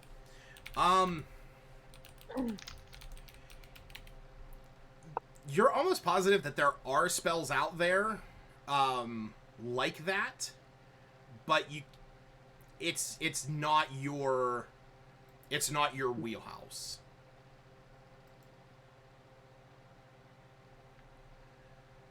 Would it be like a modified memory almost? I mean, out of game, you might be able to assume that. Okay. I don't get an advantage on the wisdom check or the arcana check, do I? I don't believe so. I think you get it because of recalling information of an object or creature. You know what? Yeah, I'll give that. You had that memory. Oh well. Yeah, it was worth a shot. But yeah, like I said, something is definitely off in your mind about a lot of this. Now, does Nox pay me any attention? Like, does he look like he recognizes me, or do I have any sort of idea about that? I mean, he has looked at you. In these moments. Like he hasn't done a double take of me. No. Weren't you saying earlier when he was talking to Stacy that he was uneasy or something? I was, yes. Wait, you were, not Nox? Well, for the passive insight of Iluna, she could tell it was more of sort of that moment of I'm going to, it's better to do and ask for forgiveness than to ask for permission and not, kind of a situation where he did what he felt needed to be done in the moment, but he knows that there's going to be repercussions. He needs to tell General about it and right. in any way out of that. Okay. But I wanted to ask, So while Nox was kind of recalling some of the Stalwart Six's stories. Oh wait. One, did Cephas share his info about the storm giant or And Yeah, it probably said- would have relayed that to the group. Just saying I've heard the tales of them and that type of thing.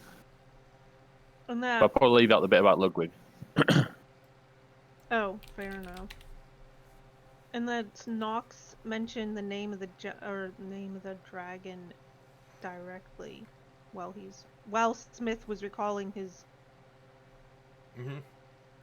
I think I said Crimson memory. Ember.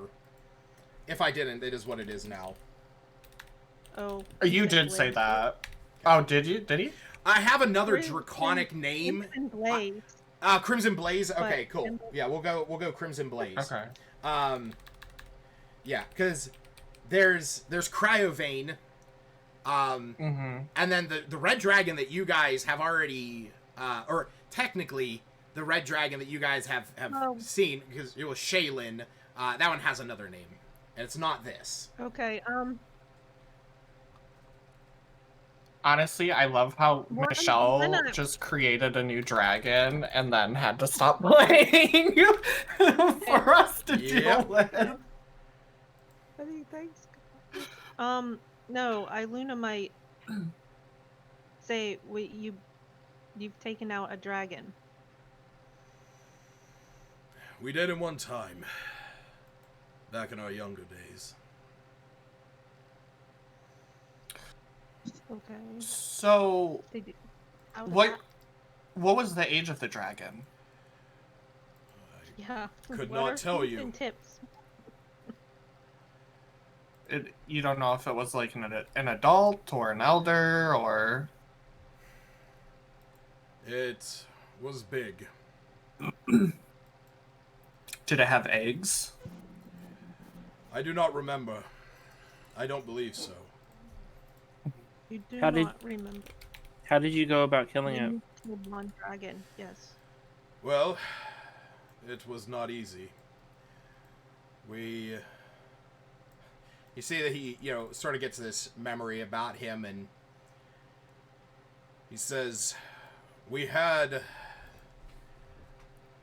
were quite a party. We had a mighty enchantress in our ranks. She was able to put the dragon under a spell that made it not fight for some time. Wow. What was her name? Yeah. Sophia. Okay. Don't fuck with Sophia. And he, do you say that? Yeah.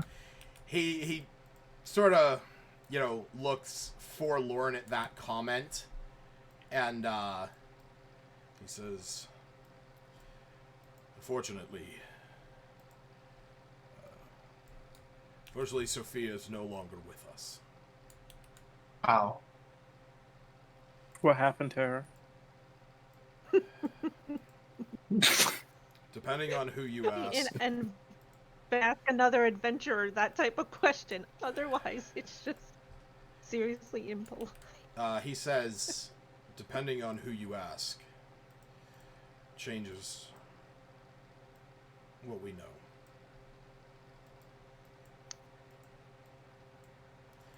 And he sort of like shakes his head. He says,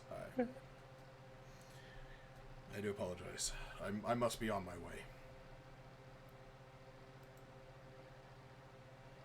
No, yeah, I mean, you've helped us out a lot. Have a safe journey back to Neverwinter. You as well.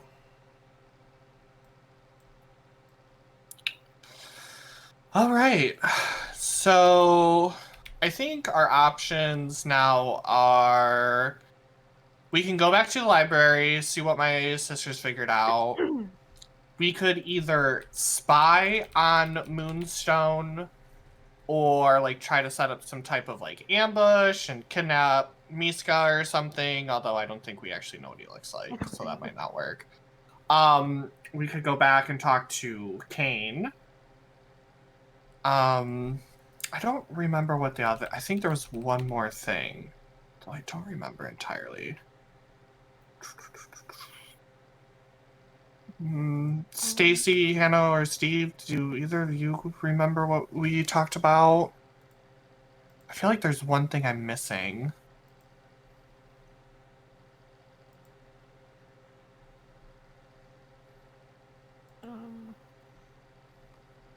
I No, don't know. like the mages. There's two mages, but we don't know really much about them.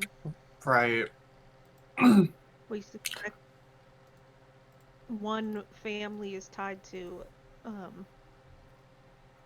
this and Maggie's situation, but that's just based on last name.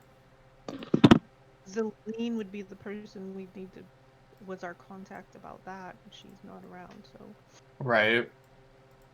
I suppose Albina could message her, generally but... speaking, we don't know the time of the council The meeting? No, we don't know the exact time. Although my sister could have figured it out. So it might be... Yeah, I think going back and talking with her... I do too. I want to be more informed, and so far there's like collecting tidbits.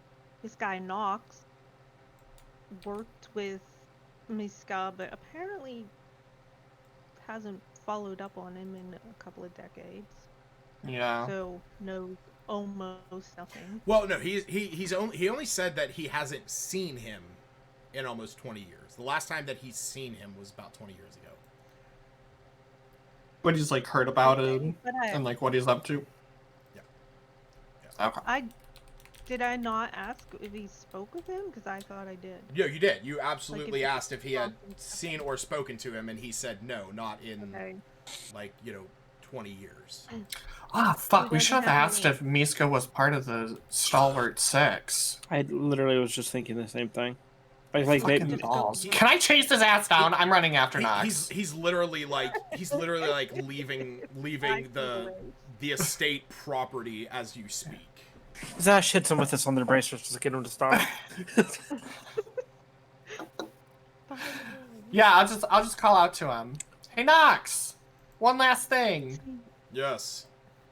Was Miska part of the Stalwart Six? You see that he sort of turns around and he has a bit of an annoyed look in his eye. And he says, "Unfortunately." Can you tell us what he looked like back in the What? day? Can we? A slimy Oh, little standing bastard. picture. Long dark hair. Black, God. tight. He was real creepy. Tight leather clothing. Oh, one of those. He was always fond of Sophia. Gave Sabine the willies. Was Sabine part of the Stalwart Six? And he sort of like raises an eye and he says, "Of course.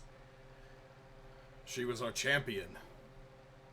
Oh, She was of the course, one- of course.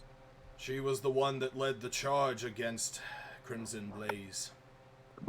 And if you don't mind me asking, that was 4 of them. Who was the 5th member of the Stalwart Six?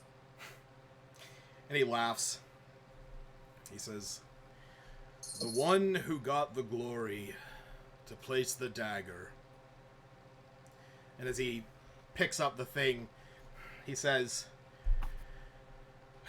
"They call him Lord Neverember now." Oh my God. Wow. And he sort of turns around and he has like a sort of like a little bit of a shit-eating grin, and he says, "But don't let him ever tell you, don't ever let him slip away. His real name is Dagalt." And he sort of chuckles a bit. So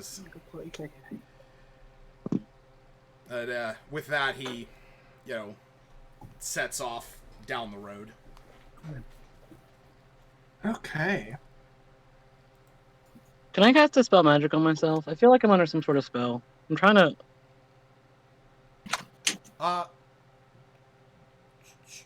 Yeah, I would also.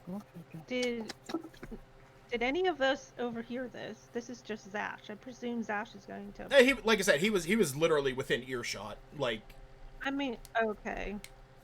So, would the oh my god. yes, Smith, you Wait, can Smith attempt have- this. Would Smith have any more further thoughts then when he hears all these names and everything? You'll have to The one roll for it. described. What is it, a one of them D20? is described the same. Yeah, it's a D20 plus your modifier. Okay. Go on, buddy.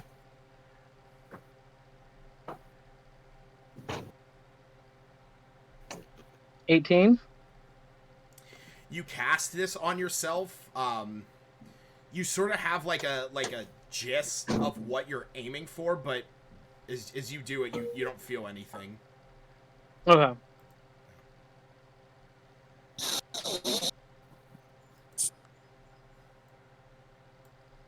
Okay, so...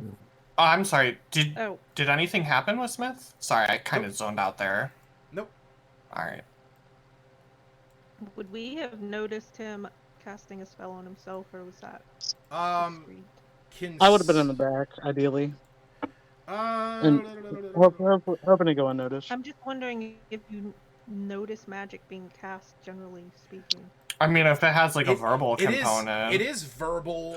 It is somatic, so there would be some of those. If Smith, if you want, you can roll a perception check a stealth check to see if you beat anyone's passive. Considering this was going on about the time you guys were listening to Nox. Oh yeah, no. Yeah, we're not. Yeah, no, none of you. None of you. None of you see or hear this. Oh my god. Yeah, no. In fact, somehow, Smith tapped into the whole to one of the sorcerer abilities where he's able to cast it without using the verbal the verbal stuff. I'm kidding. That is in my opinion one of the craziest things if you ever want to play a very stealthy caster is subtle spell for sorcerers. You spend a point to cast it without verbal or somatic components. Is that a feat? No, it's a sorcerer ability. So sorcerers get these The meta magic? Yes, that's what right. it is, yes. Couldn't think of the word. I was thinking invocation, but I know that's warlocks. But yeah, they're meta magic. One of them is subtle spell, and it works very well if you play your cards right. Hey Lucas, completely out of character. Megan finally replied to my Snapchat. She put in her 2 weeks today. Yeah. Why would you break the man during D&D, Tony? Sorry, like she said, yeah, I just can't do it anymore. I'm so exhausted, it's killing me. I spend 90% of my time there, and I'm so dang stressed. I have to call Russ and tell him for sure I'm quitting. He told me to take the weekend to think about it, but I decided to choose happiest and not stress. I'm like, where are you going? Are you still in Pennsylvania? Can I mention it to Lucas? She's like, still in PA. Yeah, you could tell him. A lot of people I know are leaving, so it's no biggie.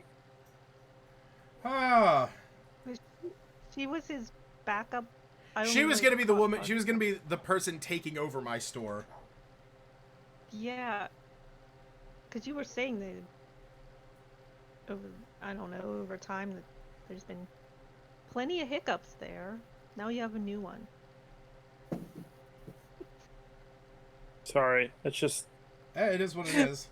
I figured you would want to know now.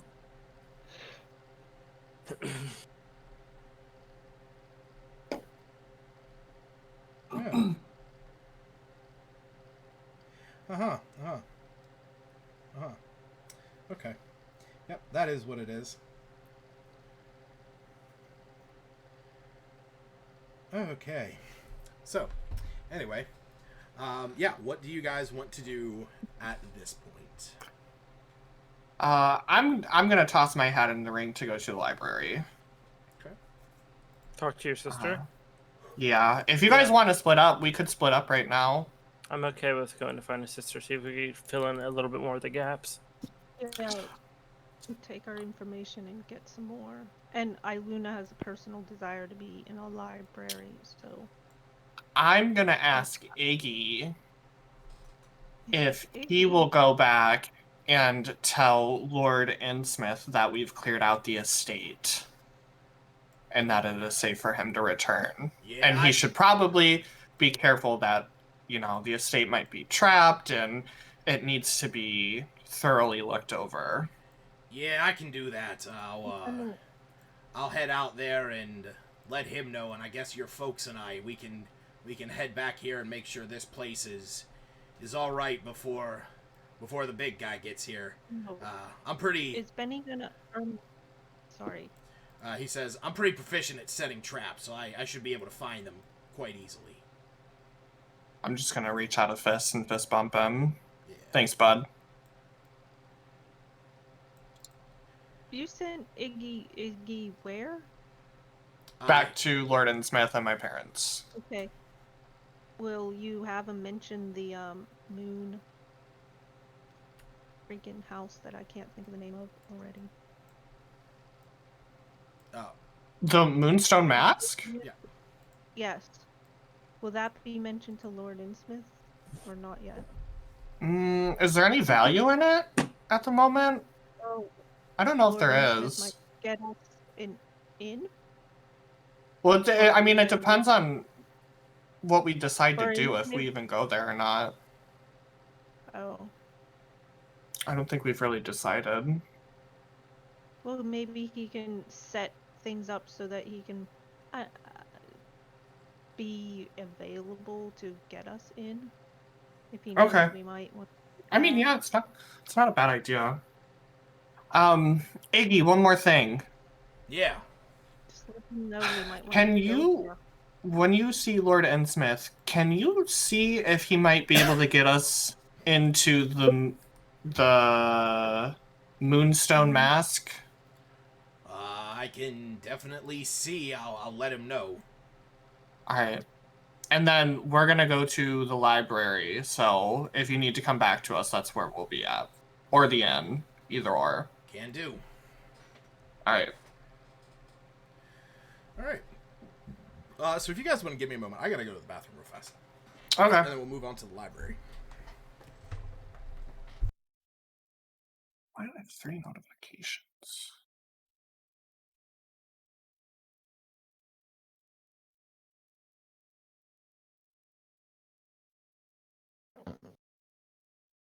Oops.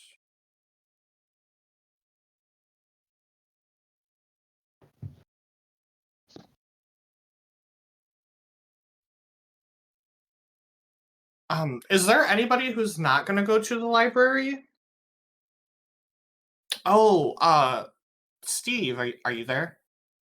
Yeah, I'm here. Are you gonna go Yeah, pick up your I'll- armor? Is that ready? It's not ready yet, I believe. I'm still Oh. thinking another day, I think. Damn. Okay. Yeah, otherwise I would have done that. But yeah, I'll just tag along with you guys to the library. Okay. Set some paper on fire for fun. I hate knowledge. In our Tuesday game, did I tell you how Adrian attempted to steal a book from the library and got caught? I don't think so. Yeah, he tried to do it, roll over sleight of hand and put it in his thing and rolled super low. And our lawful good cleric and the librarian were sitting right there. And I'm like, oh shit, they're gonna call the guards on him. Oh shit. But no, she just like held out her hand. She's like, give it back. And Adrian's character was like, but like this is a book. You're supposed to be renting books out. And she's like, not like that, we aren't. And he's like, okay, Yes. can I at least take a page? And she's like, absolutely not. Can I just tear a page out? Yeah.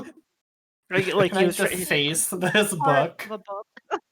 We were looking for something, like we have to go to inside like a magic school to find some information about an old student that was there, and he wanted to sneak in, so he was looking for a map of the school, and he found the book that it's in, and he very easily could have been like, "Hey, can I check this out?" And nobody been like, "Oh, sure, go ahead," but instead he just had to take it.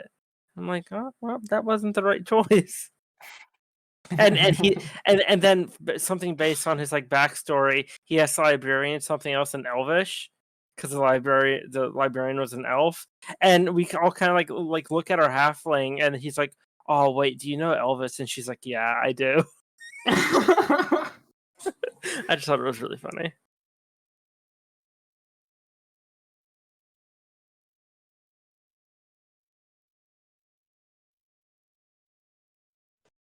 Okay, sorry I've been listening. I just was treating a wound that my cat inflicted upon me as we were playing here. Just jumped off of the. He likes to sit on top of my air conditioner. Jumped off of there, climbed onto me, clawed into my arm. I'm like, what is going on, Mickey? And like wrapped around me like he was some kind of wrestler, and put his claws in my arms. I'm just like, get. I was on mute, thankfully, because you guys didn't hear me. And I just was fixing my left hand, which is all cut open, and fun times.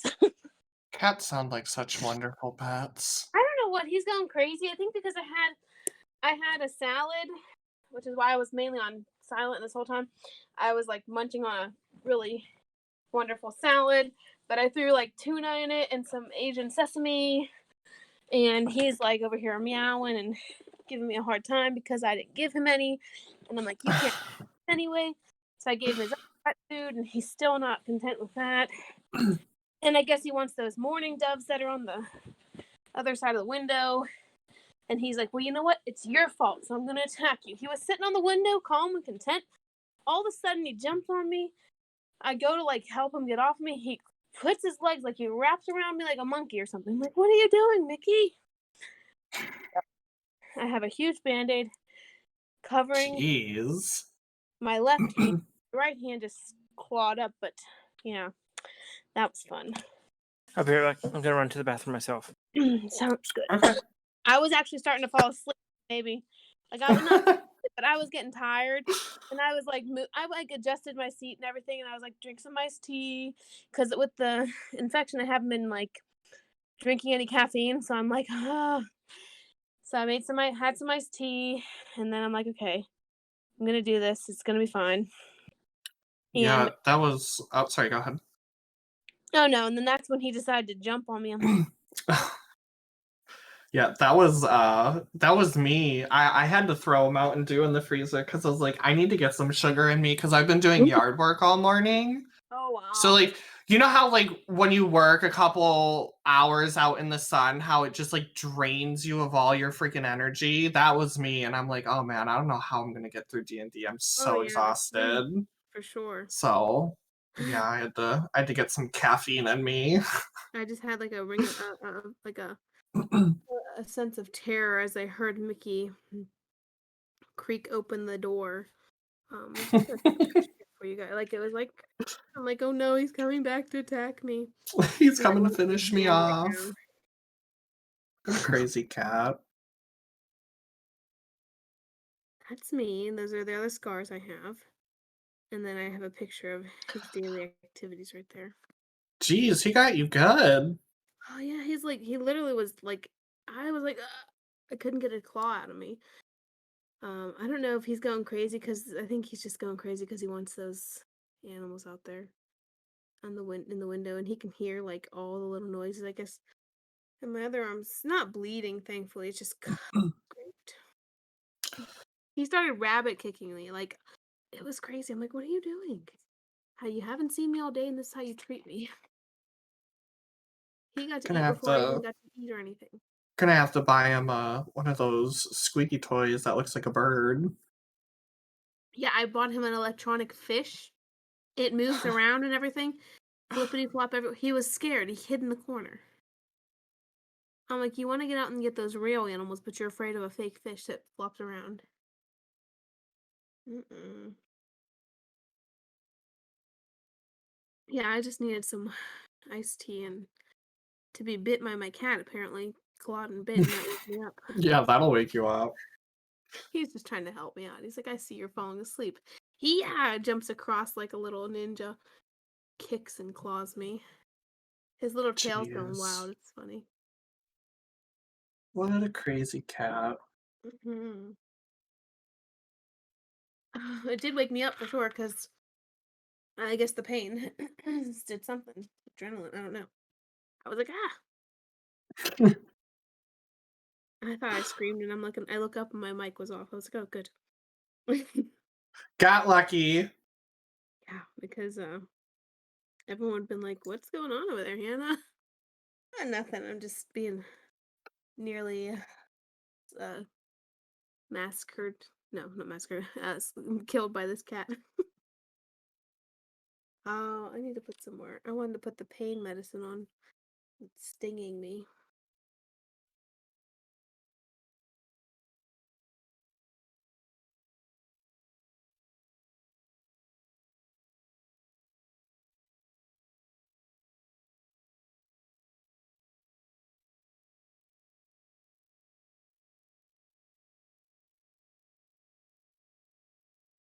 There.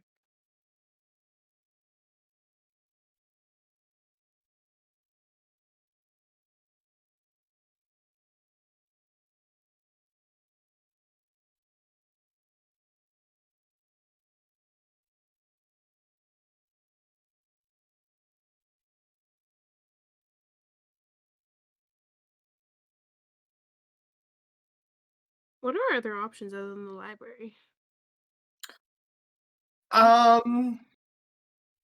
We could go to Kane. Yeah, we And could have gone huh? to Lord Instance ourselves and Yep. had that conversation more directly. Possibly go to Kane. I feel like we should learn more from Well, we would probably have to go to someone. Casino first and then go to Kane. You say Because casino or the casino? I Casino, feel like the Kane character. is really powerful, or at least financially. He may not have much magic or whatever, but Yeah, he's he so tied himself into might not everything. be strong, but the people around him may be. Yeah, you'd have to be careful with him.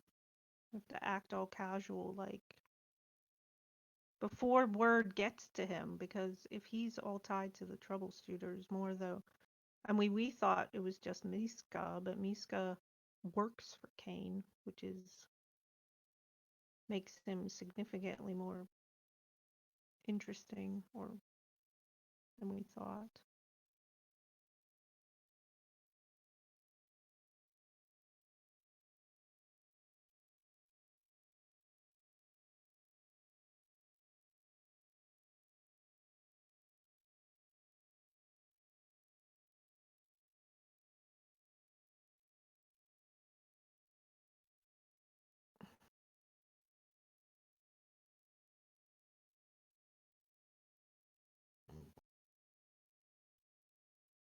Some crazy patient come in right before closing and state like we made the announcement that Rite Aid was closed 3 times, and then this lady still was in there shopping. I'm like, you guys, I need to go. I'm sorry, I have D&D. It was like 5:05. I was like rushing out the door. We are closed. Goodbye. And then some people were trying to get in as I'm like trying to get out the door. I'm like, no, I'm sorry, we're closed. Good night. And they're painting. They were like painting everything today. They're still painting. I don't know how long it's gonna take them to paint. It's all like I think they've done it all once at least. I don't know. And then the guys are like knocking on the door window. I'm like, what do they want? We're closed. They're like, oh yeah, we need the sign. I'm like, what sign are you talking about, buddy? A sign? They're updating our whole like they rebranded our logo and everything. So our color has changed from like it used to be red and blue. Mm. Now it's blue and green. And so yeah. They're like these I don't know, these 3 people out there just on like a lift, painting the side of the building and stuff. Gotcha. But it was like already closed. I'm like, why are they coming in now? Like, they see that we're locking the doors minutes, like 10 minutes before closing, etc. Like, why are you coming now? Tell us you need something. So then our manager was already locked up and ready to set the alarm. And then she's like, what did you need? And so she's going to like look around for a sign. I'm like, I'm sorry guys, I have to leave. I wasn't trying to be like rude, but I had already clocked out and I was like, I need to go. Because the people come right and they stay even after we're closed. Even when we make the announcement that Rite Aid is closed. Yeah, that always bothered me so much. Like when you were closing up and people would just be like dilly-dallying, and it's like, get the fuck out. What are you doing? This patient called at 4:50, so 10 till closing, to ask it what time we closed. We told her 5. She said, okay, I'll be in. We're like, damn it, because this is a crazy lady. Super, super weird. And she like tried to kidnap me almost. It was weird. She like insisted on driving me home one day. I was like, no, thank you. Anyway, she comes in at like 5 till, and she's like, what time is it right now? I'm like, it's 5 till closing. Oh, great. She starts shopping. I'm like, that's the same lady who stayed till 5 after, and I'm like, you need to leave. Yeah, back when I was serving, I used to get so mad when people would come in at like 9:50 and we were closing at 10 because we would have to serve them, especially when I worked at the melting pot, because to get somebody through a full course, it was like at least 45 minutes. I And remember I went there. it was always so awkward because like we would literally just turn everything off around them, and they would like have 1 or 2 lights on around their table and shit, and they would just be sitting there eating, gossiping, and I'd be sitting there just pissed as hell waiting for them to finish so I could leave. Mm. That used to irritate me so much. Yeah, I always got really bad tips on those tables whenever I got hit with them, because they would ask me for stuff and I'd just be like, sorry, we're out. We've closed up, so we put everything away. Like I don't have access to that. Like they'd be like, can I get like a Coke? Nope, sorry, the pop machine's off. Can't get you a Coke. I can get you tap water. It used to irritate me so much. they I would shouldn't do purposely give that. them bad service so that they would leave quicker. Because at that point, They I just deserve didn't it. care. JJ never Yeah, really got employee of the month. It's kind of a Oh, dick move to come in like 10 minutes before a Yeah, restaurant is it is. closing and order a full meal. Yeah. On another note, you just made me think. Remember, I got a customer wow today, and it said Hannah at the pharmacy. I'm like, I'm the only damn Hannah here. Then, it said Hannah knows me by name and has my prescription in her hand and asks me for my date of birth while holding my prescription.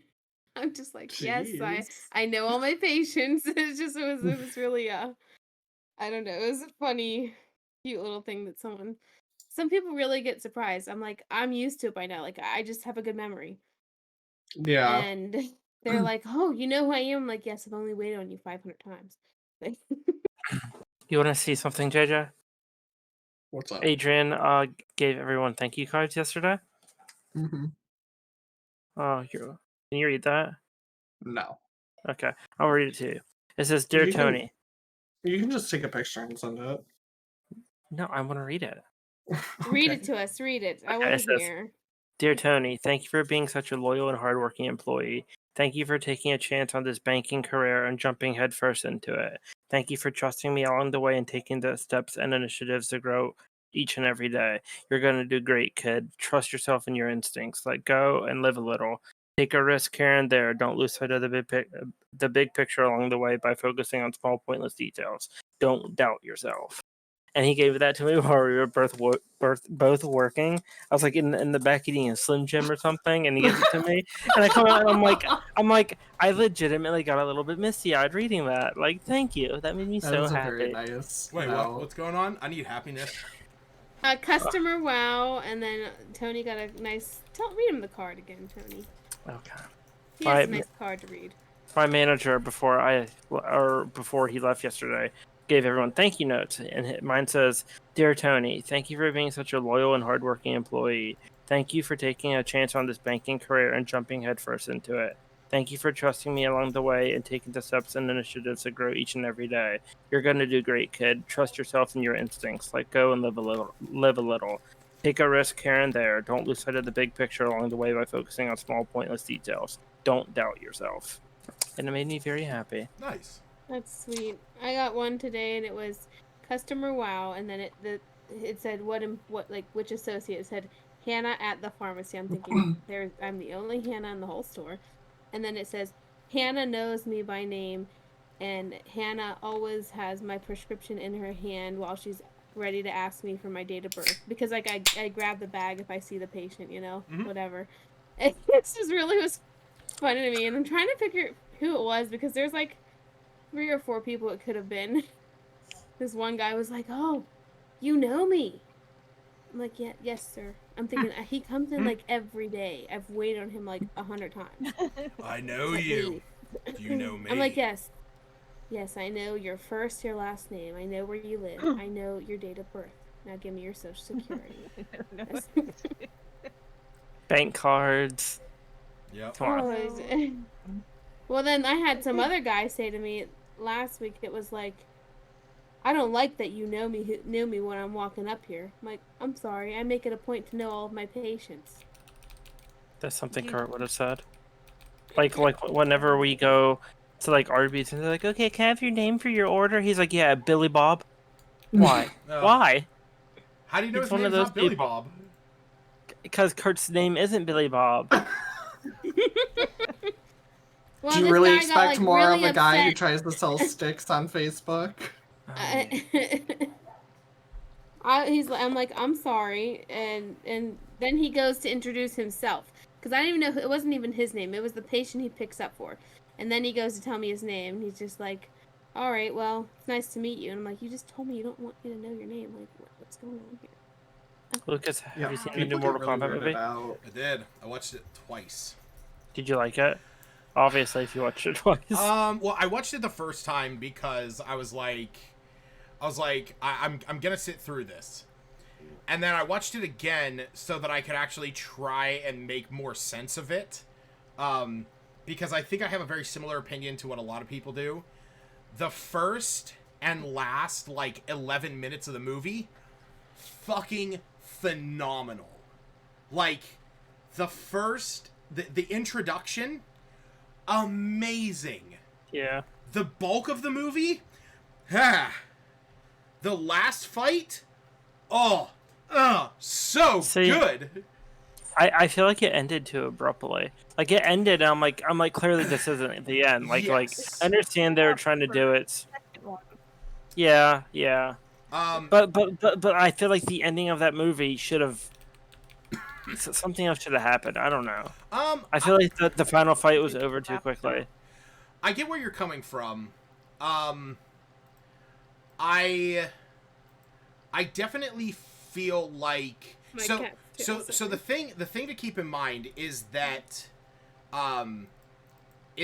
this movie was designed to be the introduction to it. And so that's like the biggest thing is that none of the fights that were in it were actually counted towards actually counted towards the Mortal Kombat. Like none of it was actually the case. Yeah. So does that mean like people like Kung Lao and Kano are just never going to be in the movie ever again?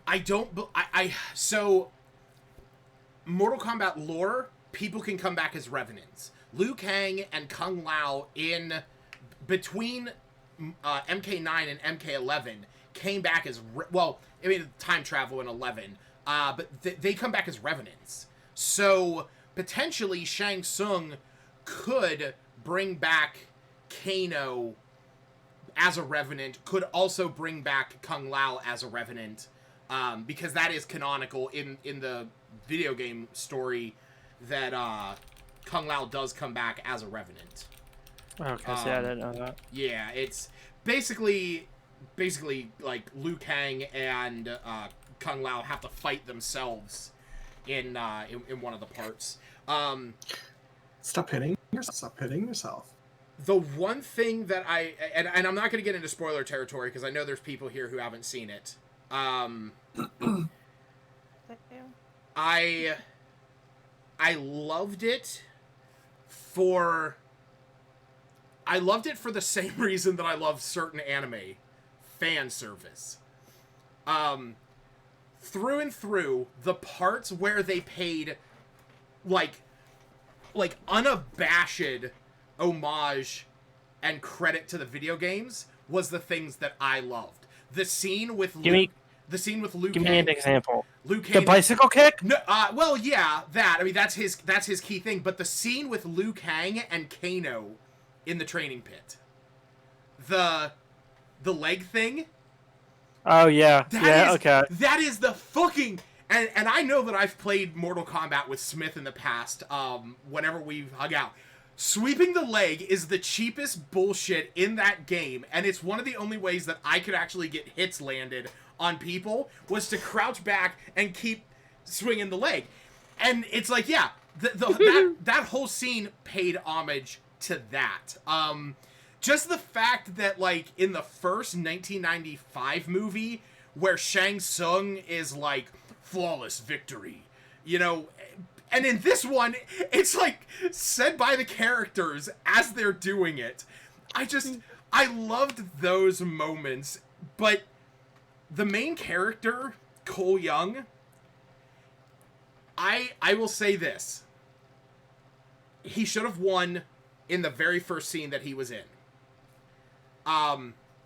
He also is the embodiment of a button masher.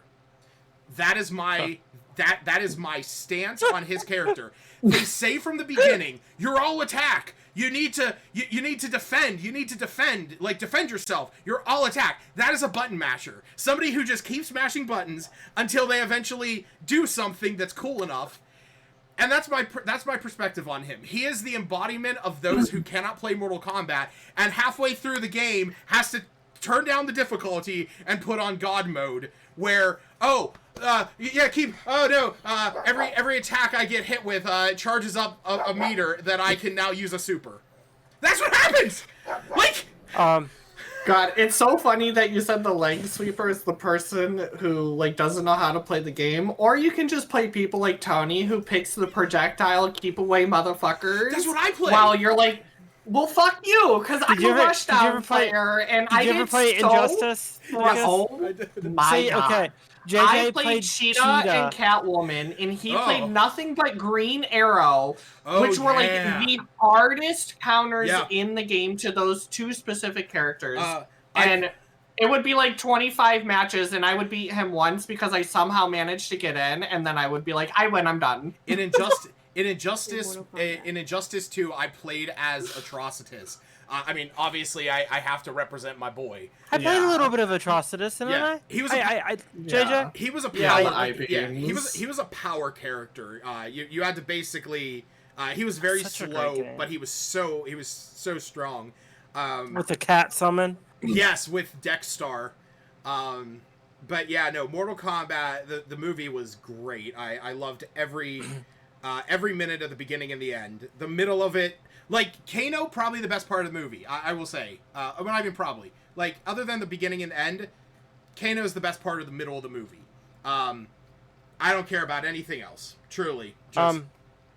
And one last thing, because I don't want to detract us from playing D&D, but the only character I didn't recognize that from any of the shows was obviously the main character. And he's only from the movie. And the girl with the wings. Natira. She is a vampire huntress from Mortal Kombat Deception. Or no, Deadly Alliance. Sorry.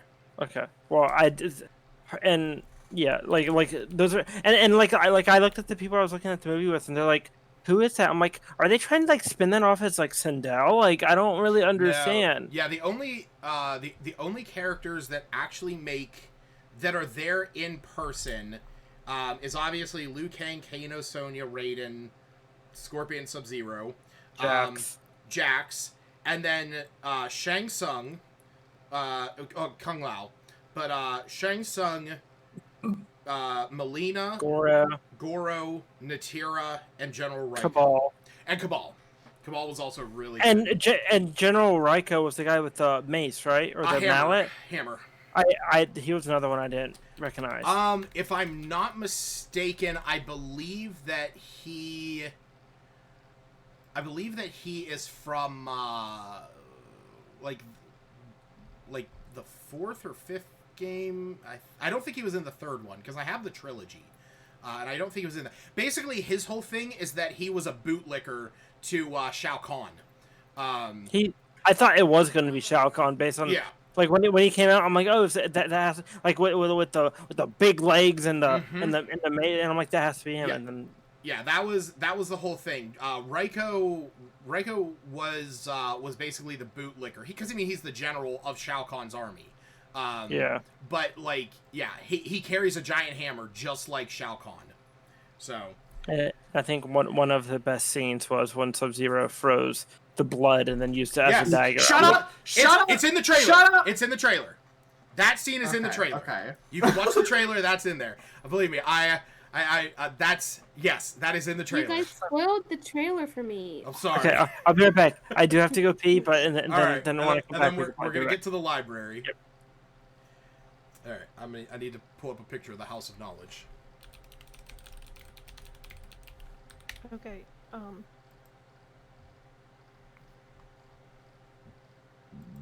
I was gonna ask something. I guess. So I have in my notes that Iluna wants to see if she can get her scar on her back healed any better. Okay. So maybe ask Zash if he would recommend it. Or know Like somebody a I healer? could ask to recommend a healer. Should I roll a history check for that? I feel like I would be pretty knowledgeable on that just based off of what my family does. Or even, she can double if he would recommend asking his sister even. But if he doesn't know, who might? I'm trying to think of. The first thing I immediately think of is where Adabra is, where she got healed. Yeah, that's the, that was the... shit, what the fuck was that? That was the temple... Or no, that was the Sanlinors, right? Yes, yeah, the Temple of Morden there. Yeah. Or no, that's the first place I think of. The House of Morden, that's right. Although I feel like that would pop into Iluna's head to go there. Oh. Because you and I both went there to see Adabra. Another place. Even if there's another place like Iluna has heard of while she was there, or Smith, let's see where our options are, I guess. Does Albine... Are you bringing this up to Zash? Yeah. Ask him now while we wander. Are you here, Hannah? To the library. I don't think she is. Hannah here? Can you hear me? Yes. Hannah, roll me roll me a history check.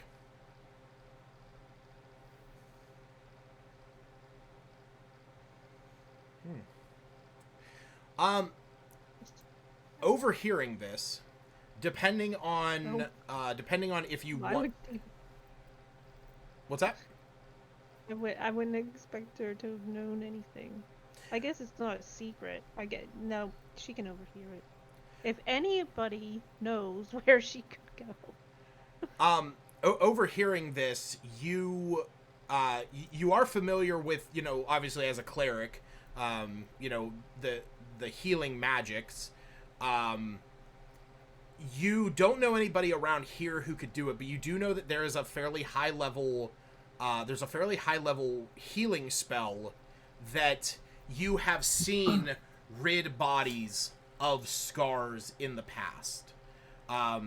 You can't really put your finger on what it is, but you know that it was like one of the highest ranking clerics in your clergy back at the old arena that used this in very dire situations. People that like lost fingers, legs, arms, like they could be used to restore those.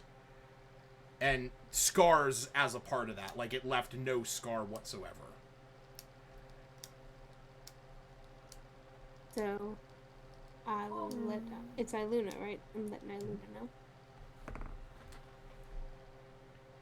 So yeah, you're not, like I said, you're not 100% on what the specific spell is. You just know that it is a very high level magic. What are we talking about? Would that know where to? I don't know. Iluna was inquiring about places she could go to better heal the scar on her back. Yeah, Nylor, also, roll. No matter what I say, Jesus. the person at the bottom. Yeah, Nylor, go ahead and make a medicine check.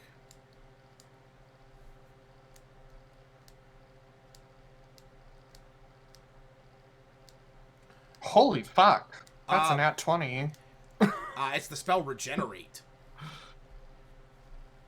The spell Regenerate can literally restore ligaments in minutes and can rid the body of scars.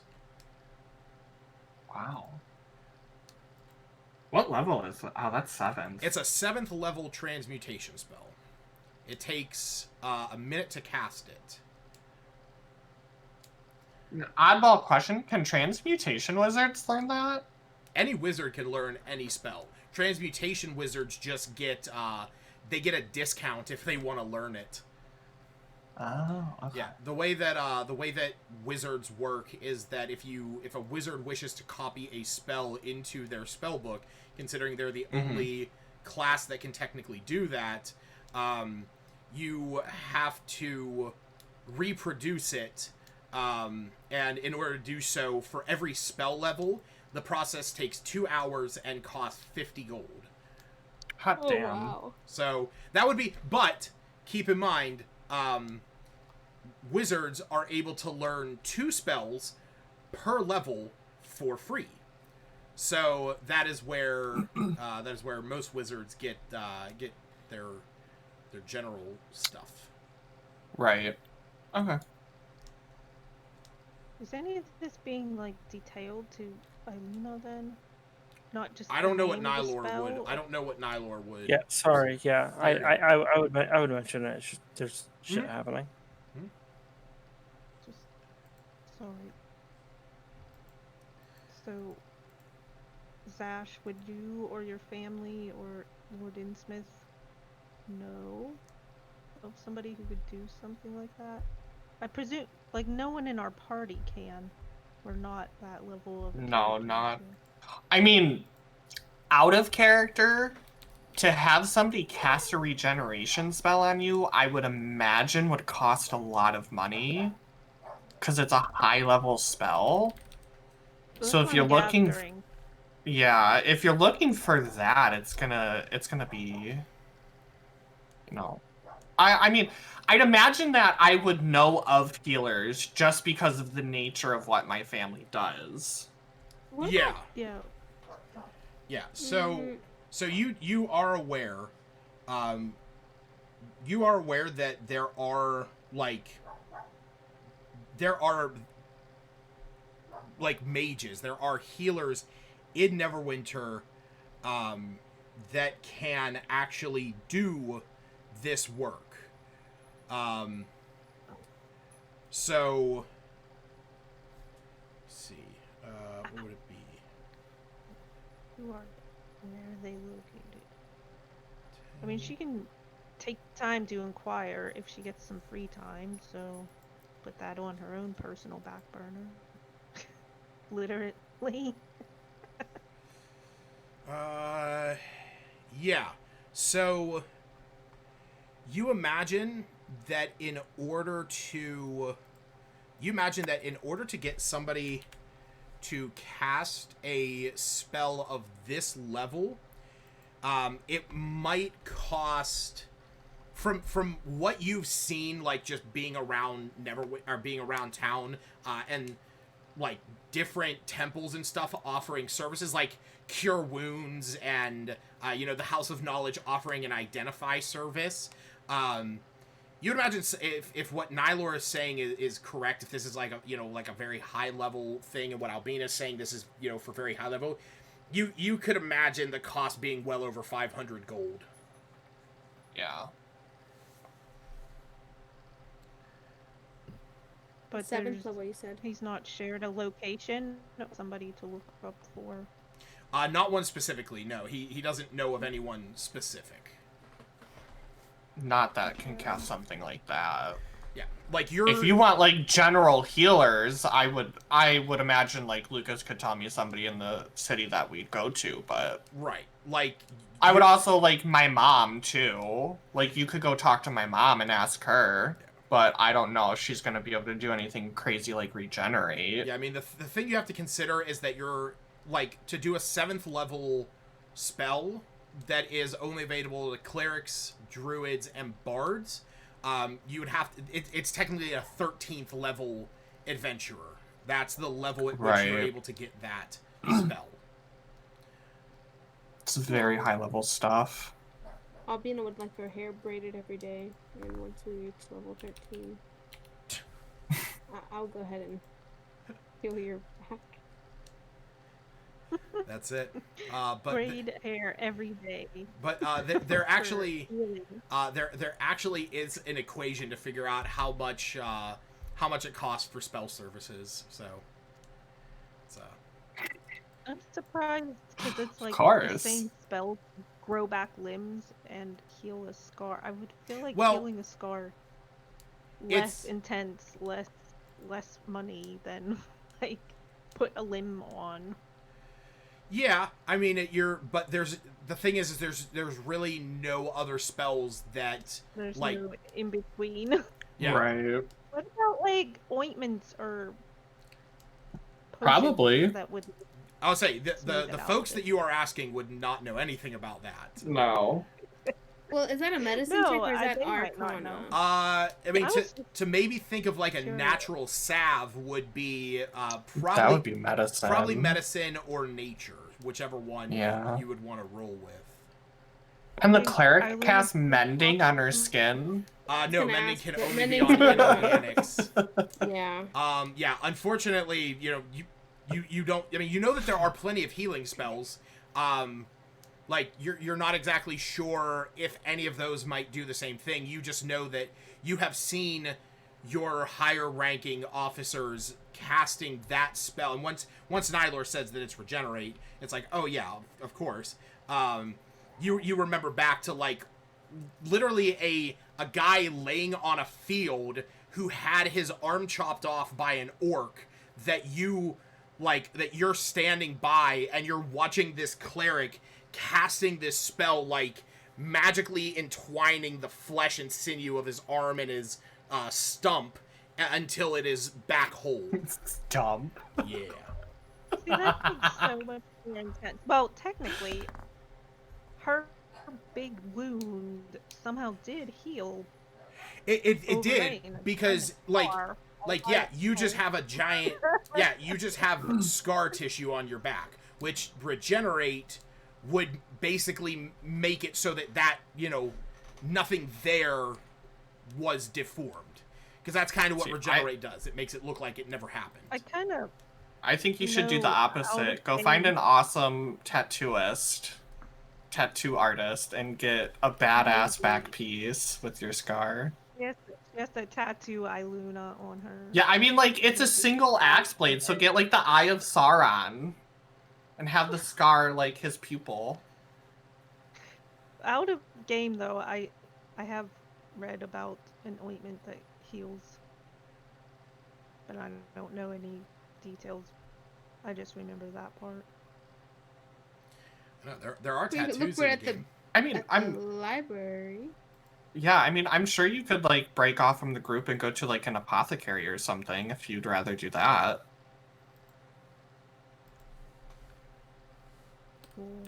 She'll have to find out where she can maybe get an ointment.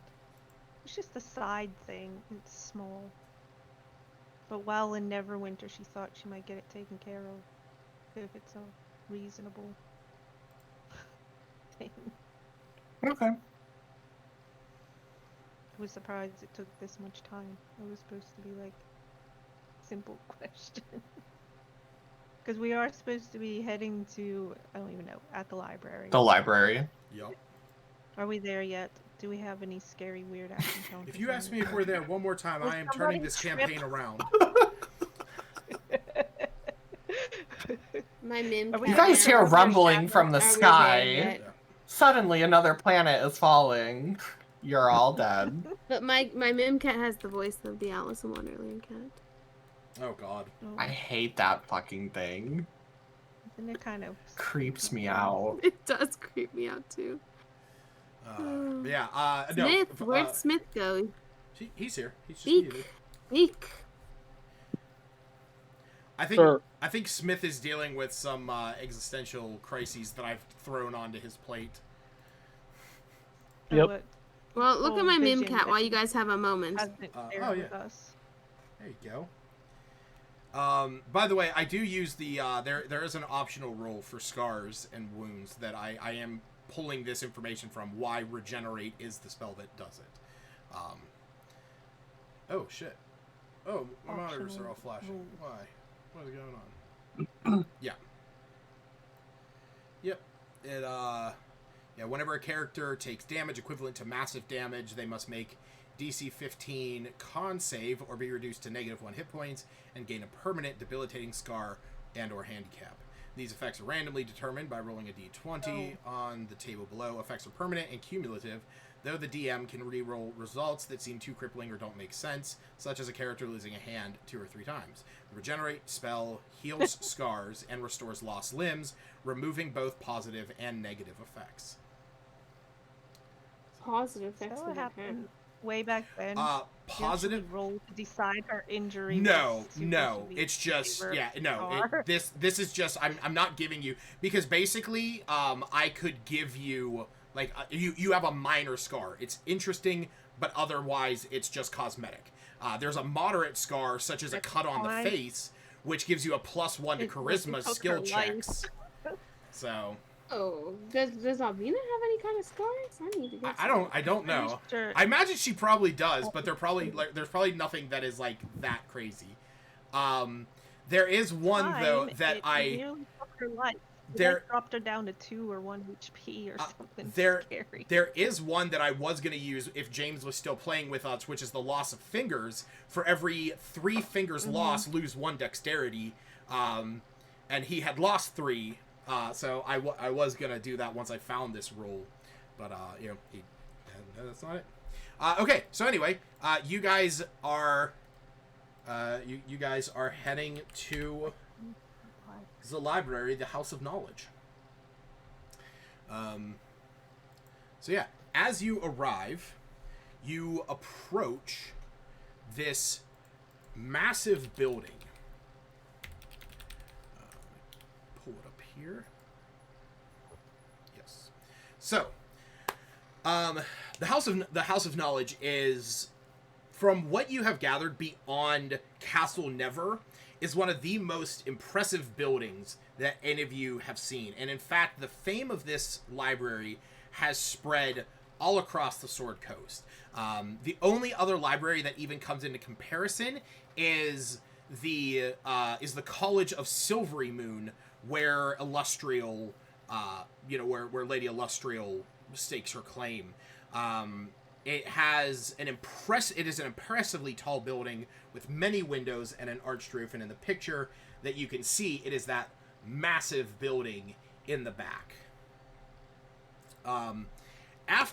Unfortunately, after the eruption of Mount Hotnow, though, it was badly damaged.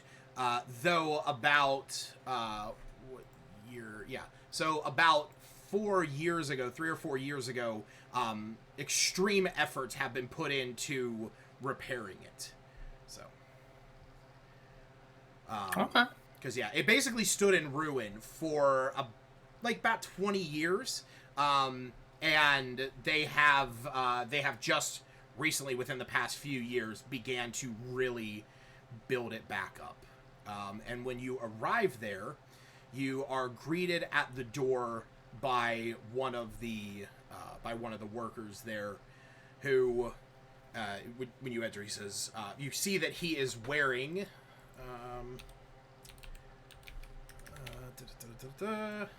find his, yes, oh my god, what was my computer doing? There we go.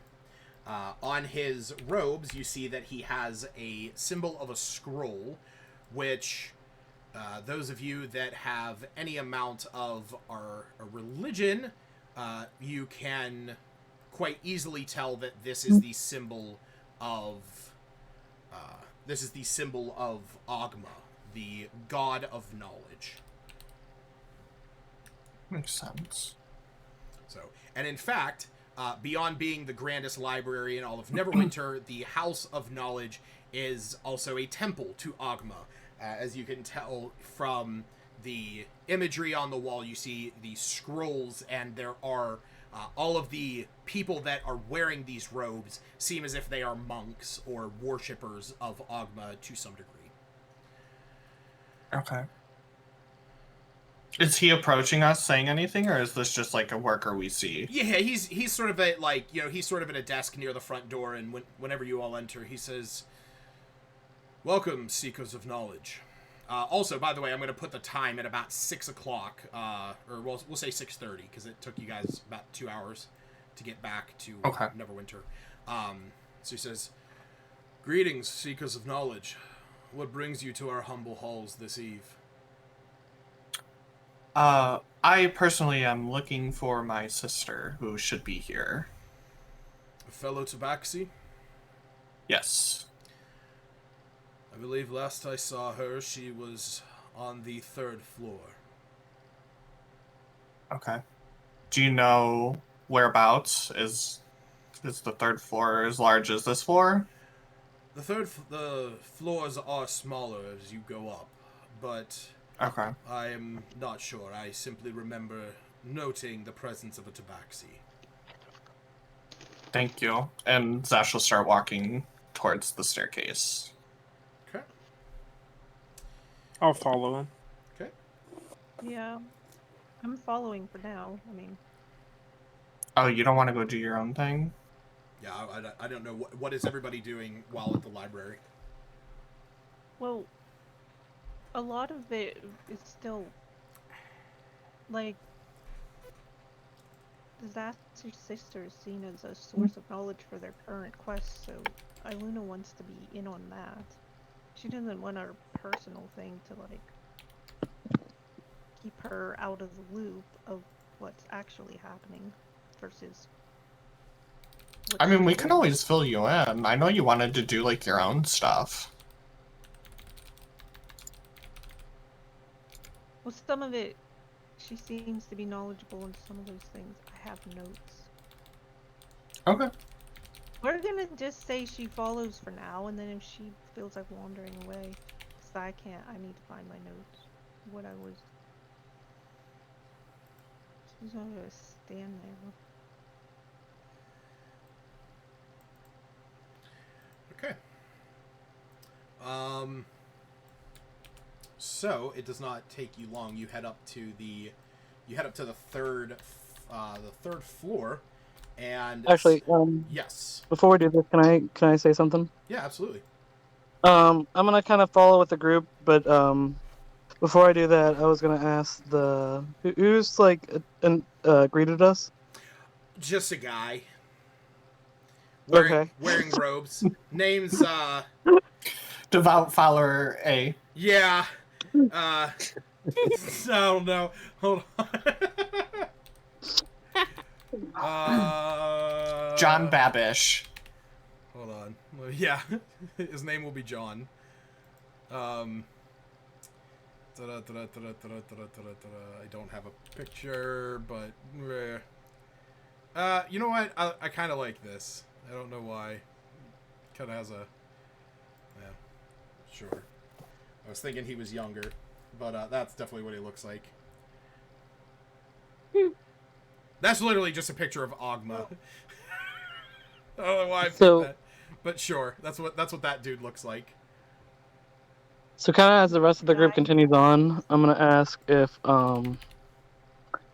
there's any books on any rare books or any books on magic, and if you could point me in that direction. He says, of course, there's plenty of books here on magic. You would have to be more specific. I'm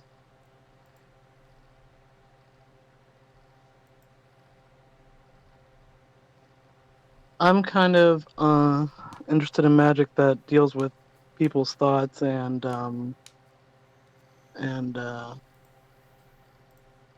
altering them, I suppose. You have anything on that? You will want to check for the section on the College of Enchantment if you are looking at the magics that affect the mind. Thank you. And he will tell you where you can find such books. Okay, so that's where I'll go. Okay. Okay. So. Eileen is just gonna hold back, but she will have her own thing to look for. I don't even know what to choose. I have a list. Okay. Well, we will attend to. You know what? I think we'll actually attend to Smith real fast, just because I know that getting into Ayani is going to probably take a little bit longer. Okay. So, Smith, you separate from the group, and you head off to where you find the books on enchantment. Go ahead and roll me an investigation check with advantage.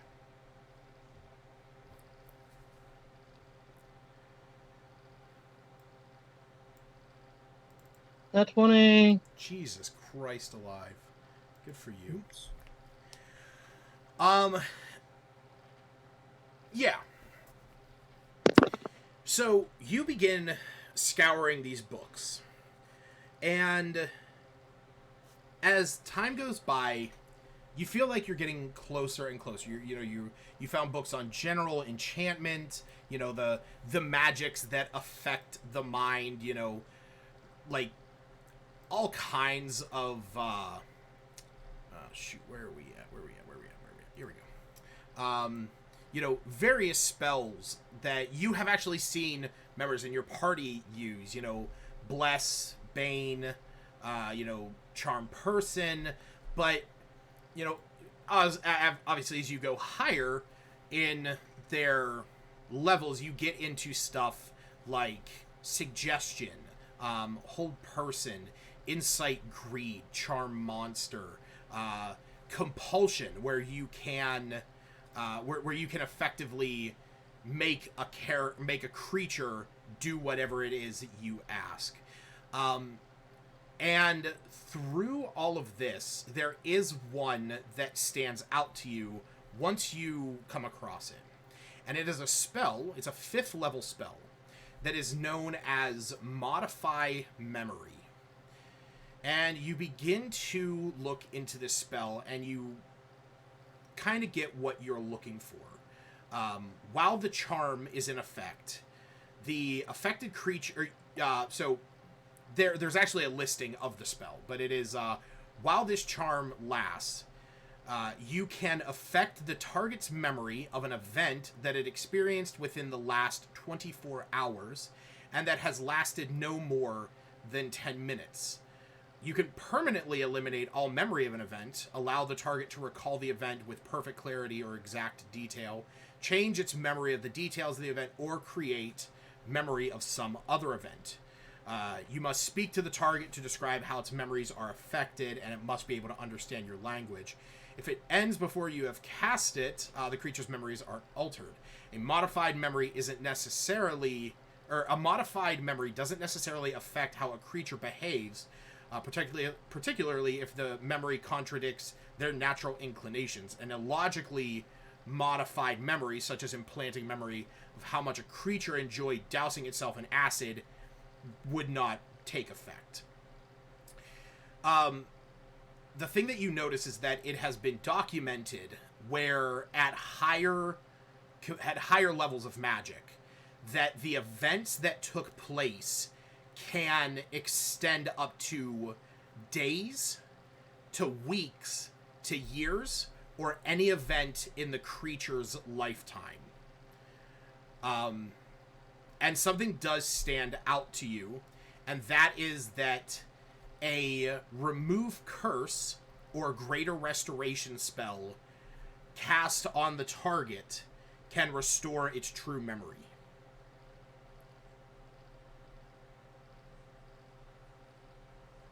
Interesting. Trying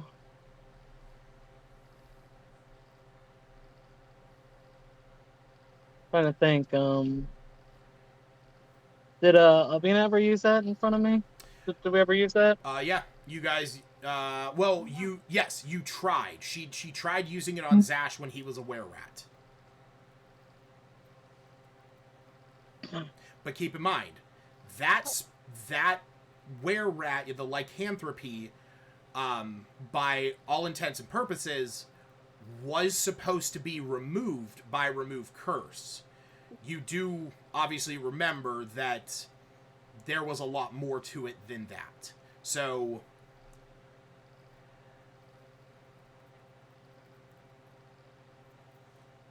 okay. I think that's about all I wanted to do. There aren't any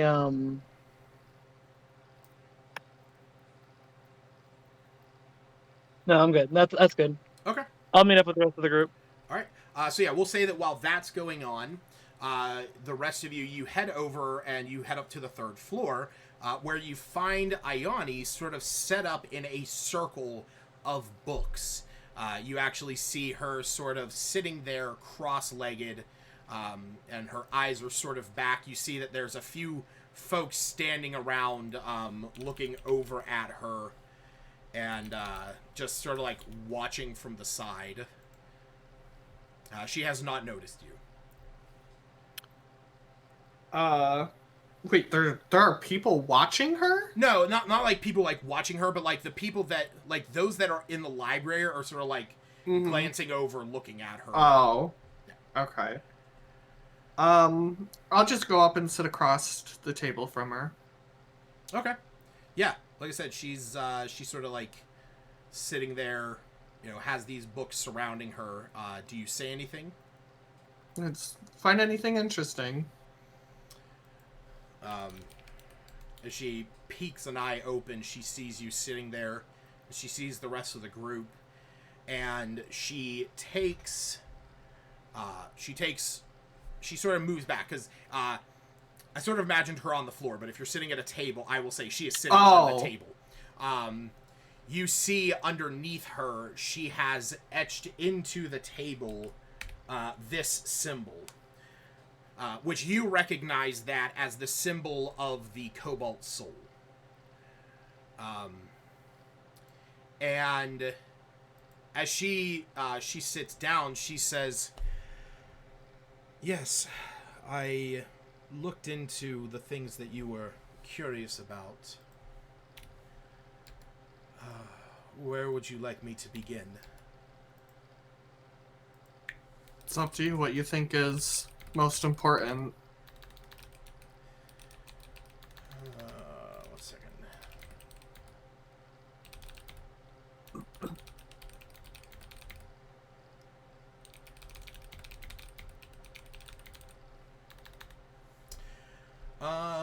So, well, I guess my question here is, where do you want her to start? Because you had like four things: the Harpers, the eggs. I'll ask her about the eggs and the dragon cult. Okay. She says, the dragon egg. Yes, it's the information. You mean chicken egg? Yes. The information I was able to gather is that in order to destroy one, it must be... the claims are that it can only be destroyed by another dragon. While you can freeze them, as has been suggested, that apparently does not destroy the creature entirely. That it could still foster. Another piece of information is that depending on the specific variety, it can be exposed to the variety of chicken of its antithesis. And as she says that, she... What? Yeah. She says, each of the chromatics has a rival color. You see, there are black, white, green, blue, and red dragons. The black dragon is an acidic dragon. The green dragon is poisonous. Blue is lightning, red is fire, of course, and white is ice. Through my research, I have learned that it is the white dragon, the ice, that can negatively affect a black dragon egg. Or sorry, no, Jesus Christ, I got that mixed up in my head. Sorry, blue, lightning, blue, lightning. Wow. Wait, what?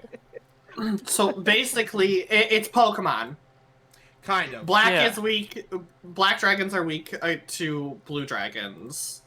Fire is weak to lightning? No. So red dragons are fire dragons. Black dragons are acid dragons. We have a black dragon egg, though.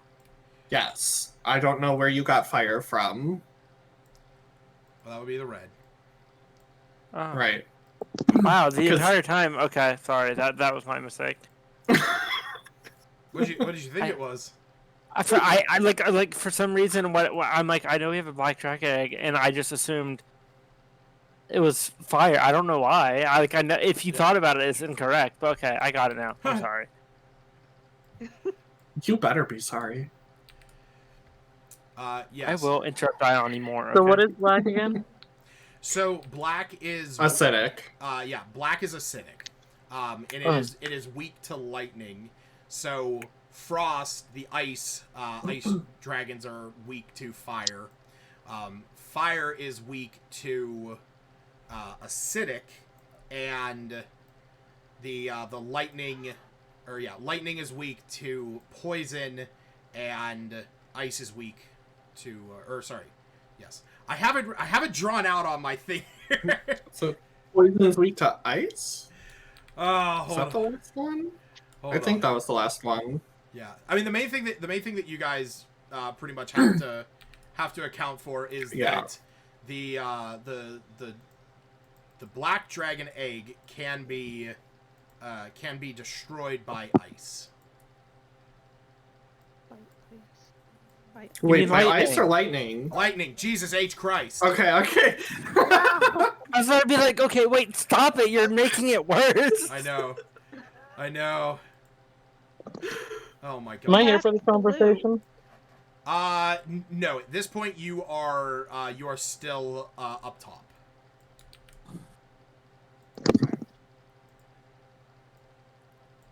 Does it can I ask?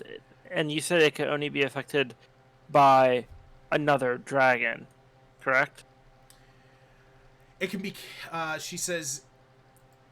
Apparently, any dragon can destroy a dragon egg. But outside electric will not harm it. No, exposing the egg to vast amounts of electrical energy may be able to rupture it.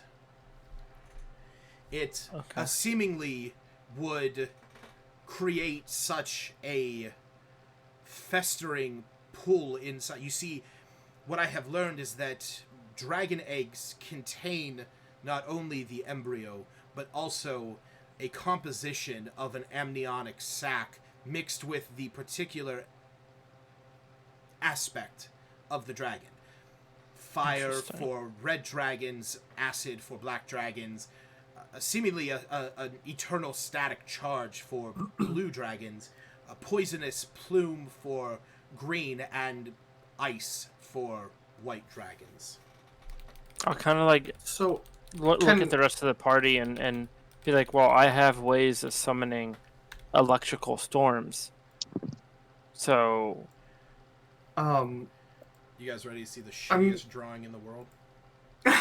I'm gonna ask her, but can any dragon destroy any dragon egg physically? Like, attack it with its claws and destroy it? Hell yeah. That is seemingly the understanding. I'm gonna just kind of side-eye Nylor. Wait, do I know that? I don't remember. Is that JJ? Am I metagaming? When I turned into my dragon constellation? No, about what's her face? About your dragon mom. I don't think so. That's metagame knowledge, right? Yeah, I think so. Yeah, okay. What are you drinking? Does it say liquid death? That's what baby. I want to drink. It's liquid death mountain water. Yeah, look at that fucking imagery. Love that shit. That's actually really badass. I got a case of it in my fridge. Is it energy drink? No, it's just water. Oh. The thing is, the company who makes it is to say that they're like hardcore environmentalists. They fucking hate plastic. They make water in cans and will actually ship you shipping labels that you can put on plastic pop bottles and water bottles, put in the mail, and it goes to Pepsi and Coca-Cola's headquarters. Oh I fucking love it. I love it. Dude, that is the level of pettiness I thrive for. Yeah, I'll send you. I'm surprised I've not heard of that, because I follow all these environmental That's actually amazing. Yeah, holy shit. I'll link the website. I'll link the website in here. It's fucking great. You should see. You should see their advertisements. They're absolutely amazing if you're into sort of like gross out stuff. Actually, I have a shirt. I have 2 shirts of theirs. So I love so Liquid good. Death. It's great. Yeah, so like I said, she basically tells you that they can be destroyed by being subjected to the material of the draconic aspect. But what did she answer about the physical destroying? Like another dragon, could it just like pick up an egg in its talons and go and crush it? I think she said yes. Yes. Yeah. Okay. Do you think somebody could conjure up enough magic to destroy these with the correct element? I imagine the power needed to destroy a creature that its own power rivaled that of the gods at one time. It would have to be something extremely powerful. Immense. Okay. Alright, does she? so- She knows we have an egg, right? Yeah, I told her. Okay. Ioni, do you think that this is probably a little naive, but if we were to hatch this egg, do you think that it would be evil, or do you think it would help us in our quest? Are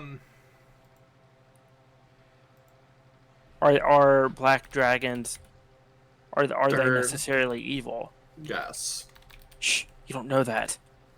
I do. So, hold on one second. Can't just make everything your pet in D&D. I'm not trying to make it my pet. To I'm. try hard enough. I assume think- that. Didn't I Smith think already black travel dragons are back- like Yeah, chaotic. Smith was evil. basically already like, no, there's no chance of this happening. Yeah. I don't think there's any chance either. Okay. Well, I I'm think asking black somebody who dragons has are done research on it. My character does not know this. Um, I'm basically asking if it's chaotic evil or if there's a chance to redeem it. so she looks at you and she says, she pulls out this book that is titled Chromatics, and she opens it up and it gets to, she points to this thing that says this.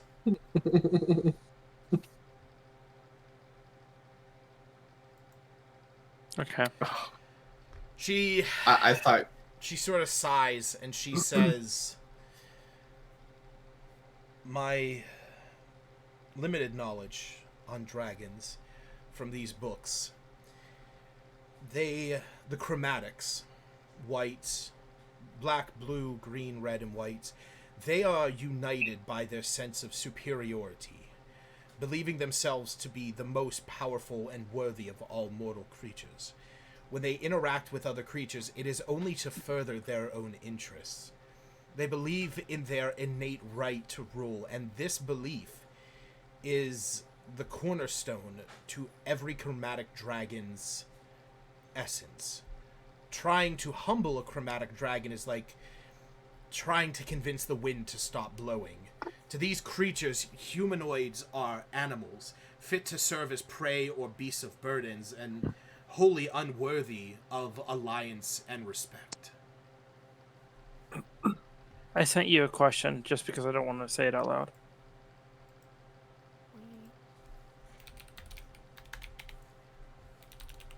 Okay. Shit, what's her name? What's your sister's name? Ioni. Ioni, can I borrow that page? It is not my book to be ripping the pages out of. It belongs to the library. Okay. You are...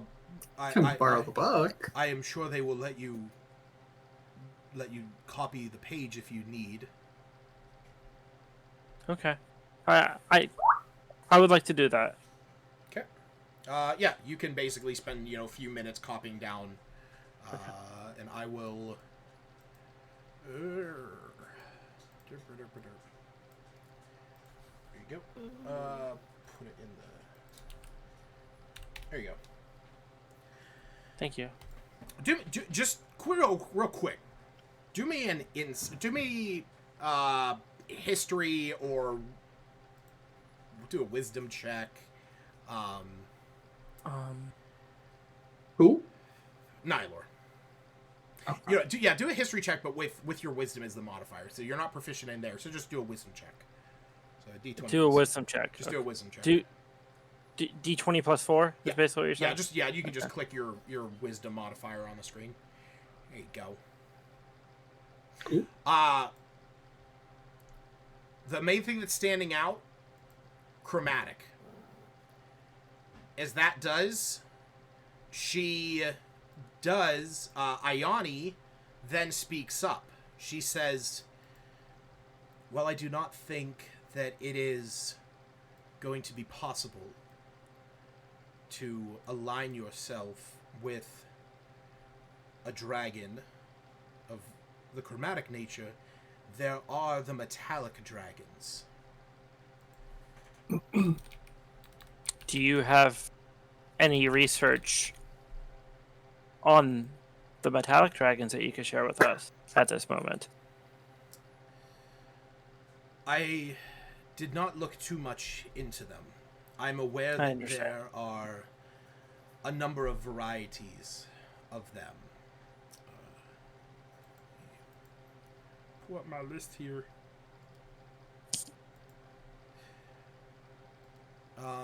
Yeah, I think it's. Yep. Oh wait, what the fuck? What is going on here? I'm losing all my pages. That's why.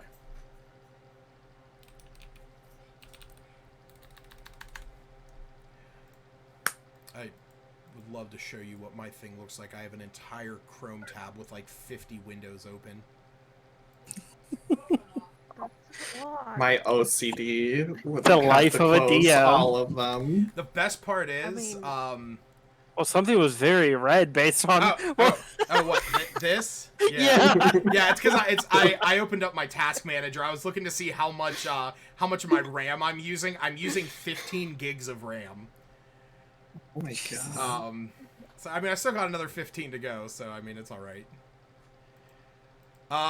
Yeah. So she does inform you that there are, you know, other dragons that are metallic in nature. I cannot figure out for the life of me why this will not let me pull them up. Sorry, just give me one. Wait, what are you trying to do? I'm trying. The metallics? Yeah, for some reason I had a page that. So there's. Are you No, trying to figure out the different types? No, it's trying to figure out something. I know where to look. Never mind. Good, got it. This, and where are they? They're at the top. Perfect. Sweet. That's what I was looking for. So, the ones that she goes over, she says, you would probably be better off finding a metallic dragon. They are the antithesis of It's the the second time she's used that word, and I don't know what that word means. the opposite. The opposite. Okay. Yeah, yeah. So she says while the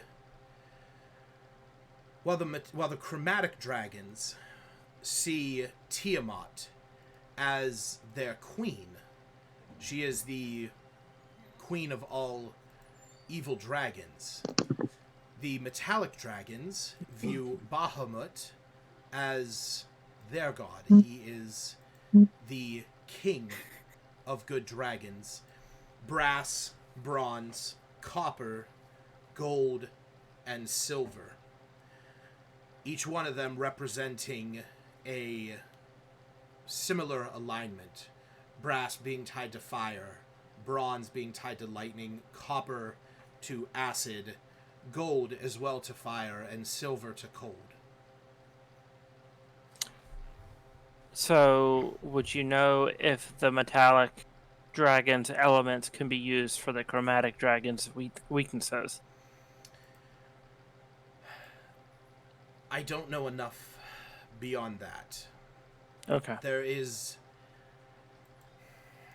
tale of, and she sort of like, you know, brings us around to your second question about the Black Dragon cult. She says there are those who believe that the metallic dragons are far more powerful, that they are unrelenting in their drive, which allows them to be unrestrained, whereas the metallic dragons are creatures of law and good, and they will not see to it the destruction of everything around them to destroy, to seek out chromatic dragons. The thing that I must inform you, one of the things that I have found is that while all chromatic dragons are evil, it is said that the black dragons stand apart for their cruel and sadistic nature. That it has been documented of them keeping creatures alive simply to torture them. To allow the creature that is buried inside that egg to be birthed could lead to untold horrors. And if there is a group that is trying to reclaim this egg for nefarious means, you would be wise to keep it out of their hands.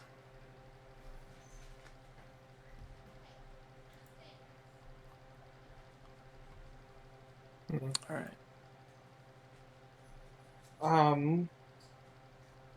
Oh, I just wanted to say real quick. Yeah. So Iluna was mostly interested in this dragon stuff. Yep. So she's gonna wander off. I don't need to roleplay anything, or I don't want to like move away from this focus. But Sure. she wasn't planning. Well, she didn't know if she was gonna wander off or not. But yeah. I mean, she most also wants to know what time the meeting is, but trusts somebody will definitely inform that. I'm gonna ask Ayani. Oh, I guess I would make sure somebody knows I'm wandering off, like Zephyr or whoever's standing in the back.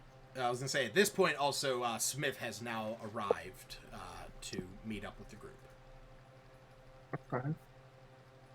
I'll just kind of look at him and nod my head and acknowledge his presence.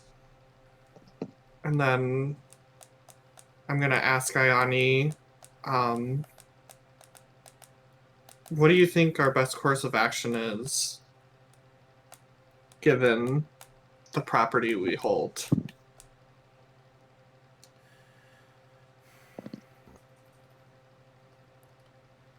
Hide it.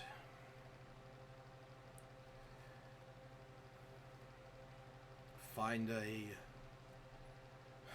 benevolent dragon that could destroy it. If only we knew one. But the only thing I can say for certain, you cannot let it get into the hands of the cult that is seeking it. I definitely agree on that. I think we're all in agreement of that. Out of game real quick, if somebody was to steal our bag of holding, can they like see or know what's in it? If somebody knows how to use a bag of holding, they can simply say everything as they open up the opening. Oh. And literally everything falls out. Okay. Just falls out. Yeah. It just discharges everything. So I actually Okay. one time that I played in a random one shot online while I was like first trying out Roll20, that was what actually happened.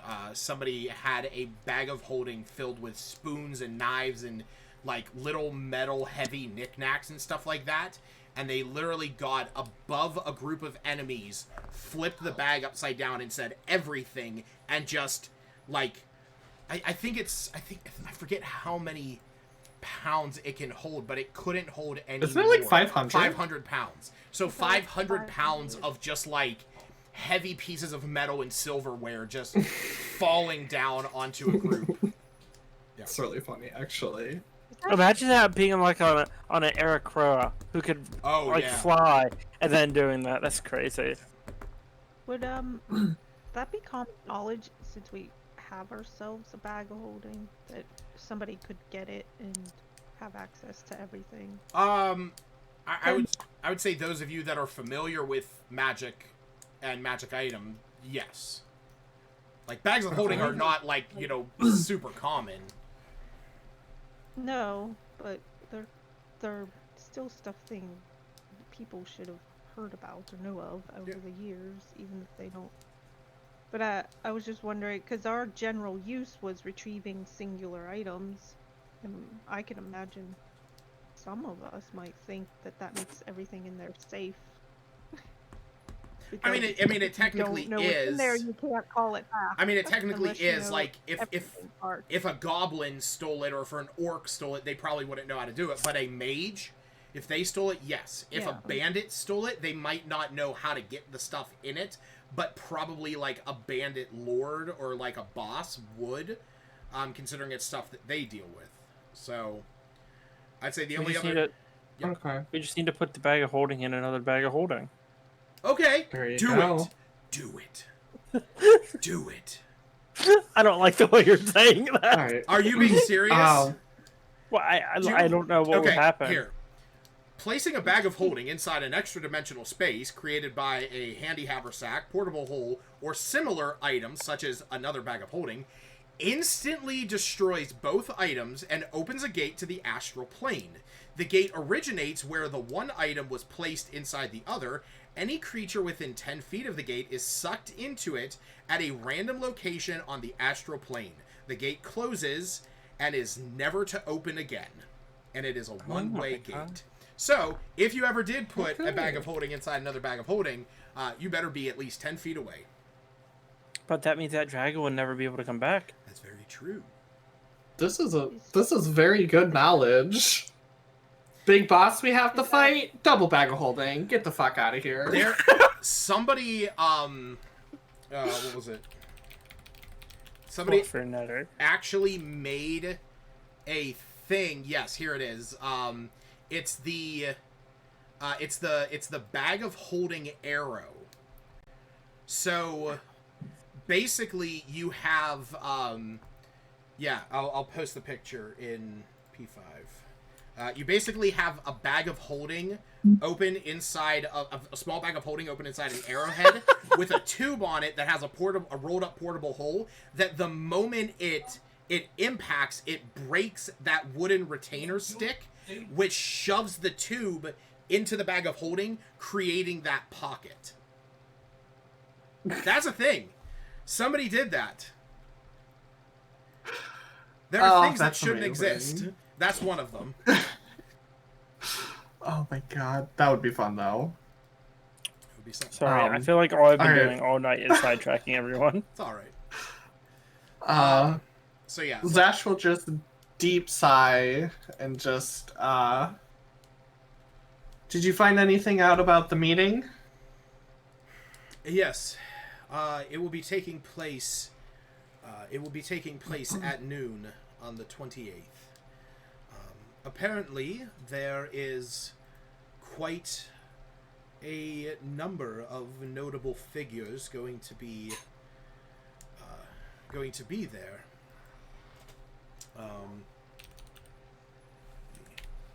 Pull this up because I did have this pulled up.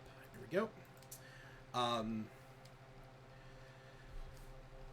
Apparently, the likes of Conrad Braun Anvil, he is an ambassador for Mithril Hall, and is in fact a former king of Mithril Hall.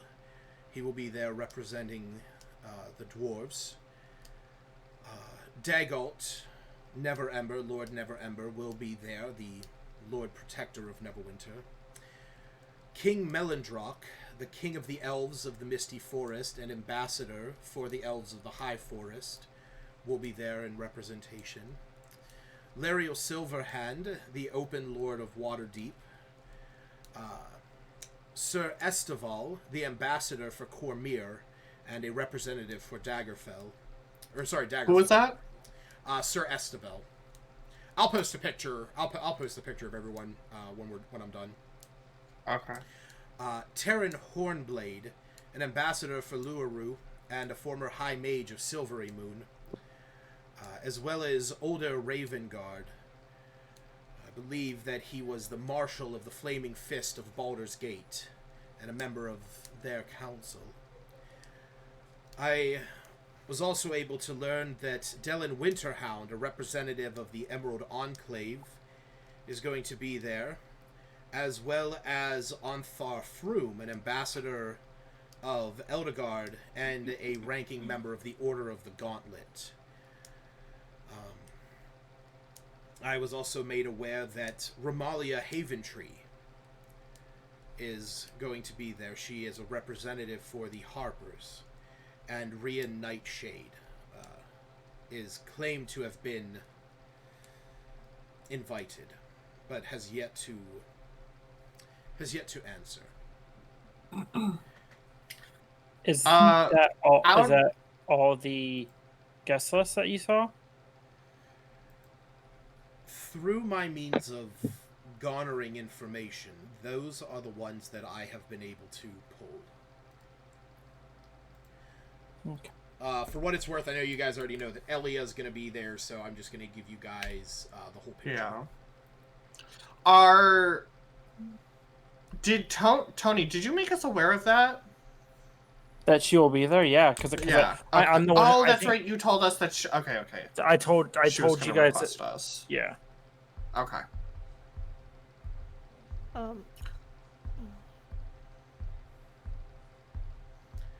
Do we Some know of these people look where really cool. this meeting's being held?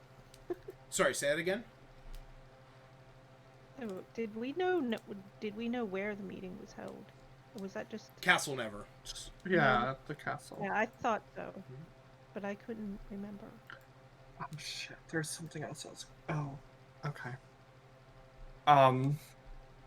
Do you know anything else, like the contents of the meeting? What all they're going to be... I know they're going to be talking about the dragons. Anything else? I was not able to gain insight into what it was about. Okay. Albina. Yes. When she is going over this, the people that are going to be there as members of the Council of Neverwinter, the Order of the Gauntlet sort of stands out to you. That's actually an organization that you have worked alongside in the past. They are paladins and clerics of Tempest, Tyr, Helm, and Torn. Basically, they have formed their own organization as a way of making common cause against evils abroad in the world. Basically, it's kind of like the overarching alliance that your particular, like, you know, the followers of Tempest, the followers of Tyr and Helm and Torm have all sort of, you know, aligned with, because you all agree that you are ready to lash out at the moment evil acts and not a moment before. So, the concept of striking hard and fast without waiting for the blessings of distant temples or the permission of rulers is a commonly accepted code. Because as they will say, evil must be met in the field and smashed, or it will swiftly overcome all. Sounds like Nox would be a fan of that. Potentially. Okay. I don't think... Anything notable about any of these people we should know?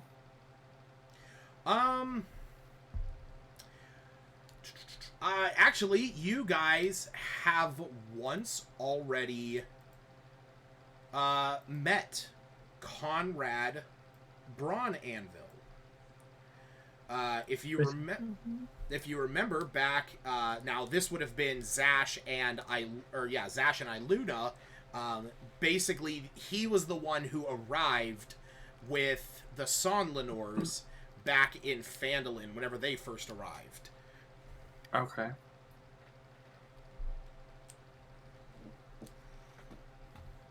Alright. Thank you for all of this. I have one more request, if you'll indulge me. Of course, brother. What do you know about Moonstone Mask? We might have to spy on somebody in there. I have been there once before. I was there to sit in on a conversation that Lord Innsmouth and his son, she sort of spits to the side. She says, I was there to pay witness to an agreement that they had made. I don't know very much of it. I know it is a very high-end place with lavishes, eccentric folk who see no qualms in indulging every one of their whims. But I will say there is a magic of the place. Literally, the second floor where we had our meeting, the moment you walked to the top of the staircase, you could no longer hear the music and the discussion and the riffraff in the bottom floor. I have learned in time that apparently of the 5 floors, the middle 3 are set this way, that the top is a feasting hall. Is it some sort of magical barrier? That I don't know. Unfortunately, I would have to... It would take me some time to look into that information. Okay. Do you think it would be safe for us to sneak in there by magical means? With the commotion constantly going on, and the seemingly...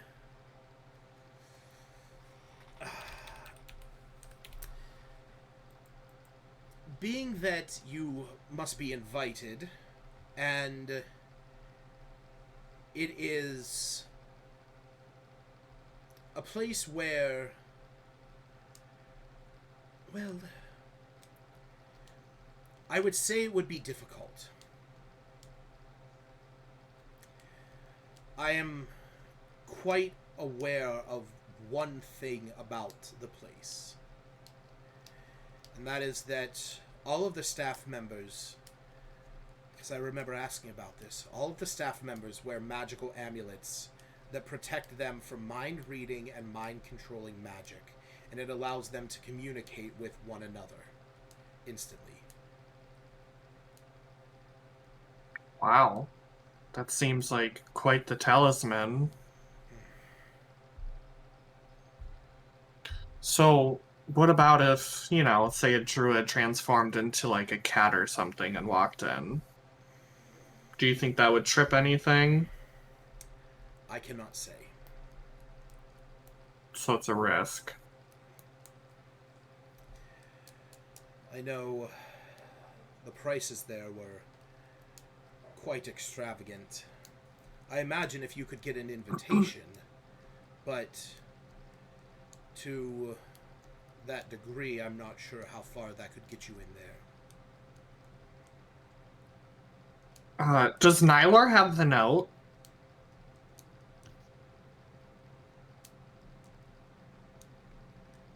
Does he? Tony? I'm sorry, I was talking to Michelle. What? Do you have the note that you found off the body? Yeah. I'll look at Nylor and ask, can you show her the note you found? Okay, I will.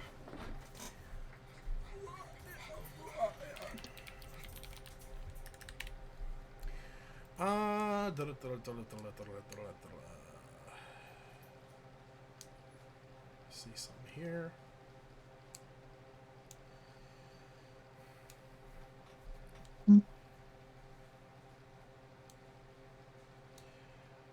She looks at it. So what are you asking her to find out about this? Basically how we go about getting in there to spy on the meeting that Misko's having.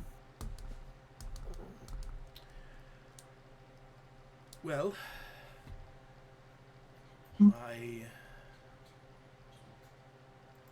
guess if you had an invitation there, you could.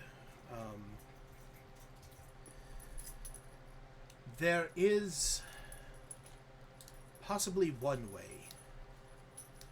There was a cell board there. You could put yourselves up as for-hire mercenaries. I imagine they might let you in the dining hall if you were up for hire.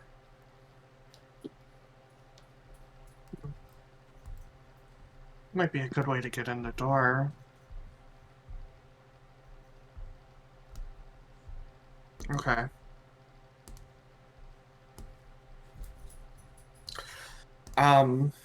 Anyways, I feel like we have a lot to catch up on. A lot has happened since the last time I've seen you. Are you hungry? I'm a bit peckish. Do you want to go get some food and we can chat?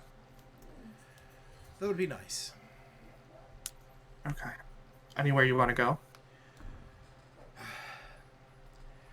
I would love to go to the Sword and Board, which, as you are aware, is a kind of it's kind of like an adventurer's respite. It's a place where where adventurers can go get a good meal and spend some time relaxing with one another. It's not an inn; it is just a tavern. Okay. Everything there is served on mini shields.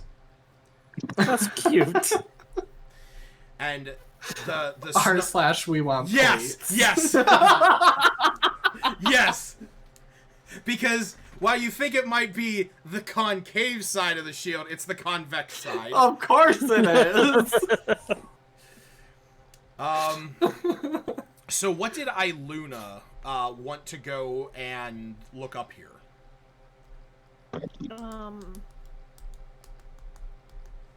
Mainly stuff to do with her necklace and that book that the elven shop owner, I forget his name, had. Elberos? Like, yeah. Mm-hmm. He seemed to find some information with that book about, I don't even know, it was so freaking long ago. But generally, to learn about the goddesses, how she might get back into the Feywild again, how her necklace... Oh yeah, the necklace is what caught his attention. Mm-hmm. Because he wanted to know what it did. And then he pulled out the book. Yep. For some reason. I can't remember if she mentioned Valdara, and that's why he pulled out the book. I don't remember if you did. But all of that stuff about those two goddesses, how they may have transported her, or how her necklace transported her. To confirm, maybe. To learn more about Valdara's history, because Valdara said they're kin, which makes no sense, so... Definitely makes sense. Well, she doesn't know why there's a tie there, or... Just moon elf isn't... So... Okay, so you're kind of all over the place for where you're going to be looking. Well, like, moon elf, or the moon goddesses. Right. Which that would be, yeah, there would be books on elven deities, on lunar deities, stuff like that. But then you also want to look into, like, enchanted jewelry.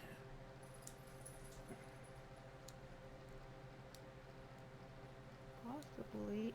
Ow, Jesus. Sorry. Okay. Um, I have in my finger, and it still freaking pisses me off. Is it possible? Does it work like a typical library, and she can borrow books yeah. and spend time Yeah. outside of it? Yeah, like And I said. she added the extra thing about trying to learn how to heal scars. This is like her free time, if there's free time, to peruse through anything she can grab. So Stuff's about her history. So I think the way that I'm gonna handle this is because you're kind of hitting all over the mark. I think what I'll do is I will. I think it'll probably be easier if we handle this out of game, just because like information about Saloon and Sahanin, information about elves in general, information about enchanted items, and information about, healing magic, stuff like that.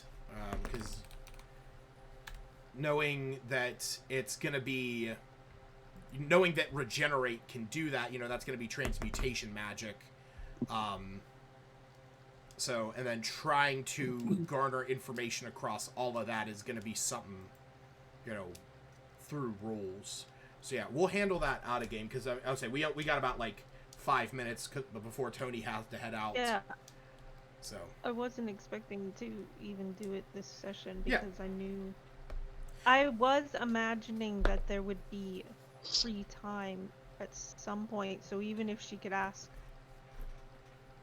yeah, I mean, while she's here right now, she would ask which sections she would need to go to or that type of thing, if they need to leave here and come back or so whatever. I guess my question here for the group would be, Zash and Ioni are going out to grab a bite to eat.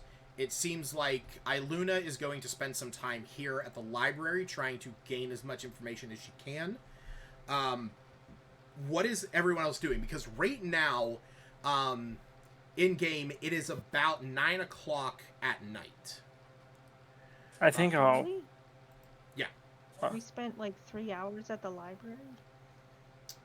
Well, okay, I'll put it back at least an hour, because I mean, like I said, you guys not only just went from the estate to the library, but you also went back and talked to Lord Innsmouth and, or no, I guess you sent Iggy there. No, okay. we sent Iggy Yeah, that's there. right. That's right. So yeah, I'll shift that back by about an hour, because yeah, you guys have spent some time there. What did I say? And I took down the time. I think I'll head back to the inn. Okay. Maybe sit under the stars for a little bit and everything, but then head to the inn and get a night's rest. Okay. We head to the House of Knowledge about 6:30 p.m. I don't know how long all that chatting took. I'm gonna go more because of how much time, like, a lot of this taking place, like, one after another. I'm going to say that, like, while this is all going on, I'm not going to get into specifics about the hours, because basically we're truncating everything that's happening in this evening down into Smith looking into the stuff he needed to, Ioni talking to the group, now Ioni and Zash going to grab a bite to eat, and Iluna looking into the stuff she wants to look into. So this is all getting encapsulated in, like, the last number of hours in the evening. So I'm not going to get into specifics. But so yeah, I'm going to go in order. So I already know what Tony's going to do. Zash, what are you going to do after you go and grab a bite to eat with your sister? I figure it's just gonna be a lot of conversation with her. Okay, that's perfect. Because there's all of the telling her everything that happened with Thunsorn and all of that. Yeah. Because I don't remember if we I don't know. I don't remember. We'll say that happens at dinner. So yeah, and then there's me asking her away from the group about the Harpers. Yep. So there's that whole conversation too. Yeah, which I will send you. I'll send you some information about that. Okay. So Luna is going to be spending the time researching that, and I'm gonna write some stuff down about that. Albina. And I was just gonna groom my mim cat and pray so I could change up some spells. Okay. Yeah. So we can probably say that you head back to the inn with maybe Nylor. This way. Was this also And I can long end rest us then. with a long rest? Yes, because we are going to No. because like I said, I'm gonna touch base with each one of you out of game, get you guys in the know for what information you have garnered, and then we'll pick up next session in the morning, so you guys can get a long rest. Nice. That's all I wanted. Yeah. This whole thing. Smith. And I've been wanting to think about what to change, so.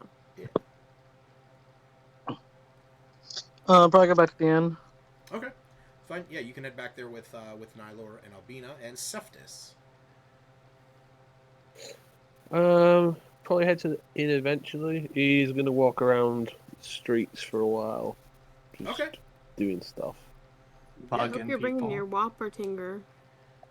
What's it called? Wolfertinger? No. Wait, Smith or Seftis? Smith. Oh yeah, Smith has a Wolpertinger. I hope he brings that, because I want our pets to play. Okay. Play with some fireballs. Yeah. That'd be fun. Okay. Yeah, like I said, I'm gonna get all this written down here in my notes. And we'll pick up tentatively One more time. Yeah. Yeah. Oh, there would also be the thing with Iggy too. Iggy had gone back to tell Lord Innsmouth the estate was cleared, and to see if he could get an invite to yes, Moonstone for us. Gotcha. Yeah, because the thing that you guys will have to keep in mind is that the next day would be that night is where the meeting is going to be at Moonstone. Mm-hmm. Yeah.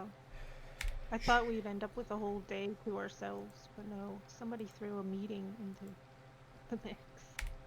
You're welcome. Thanks. All right. I am gonna stop the stream here because that's where we're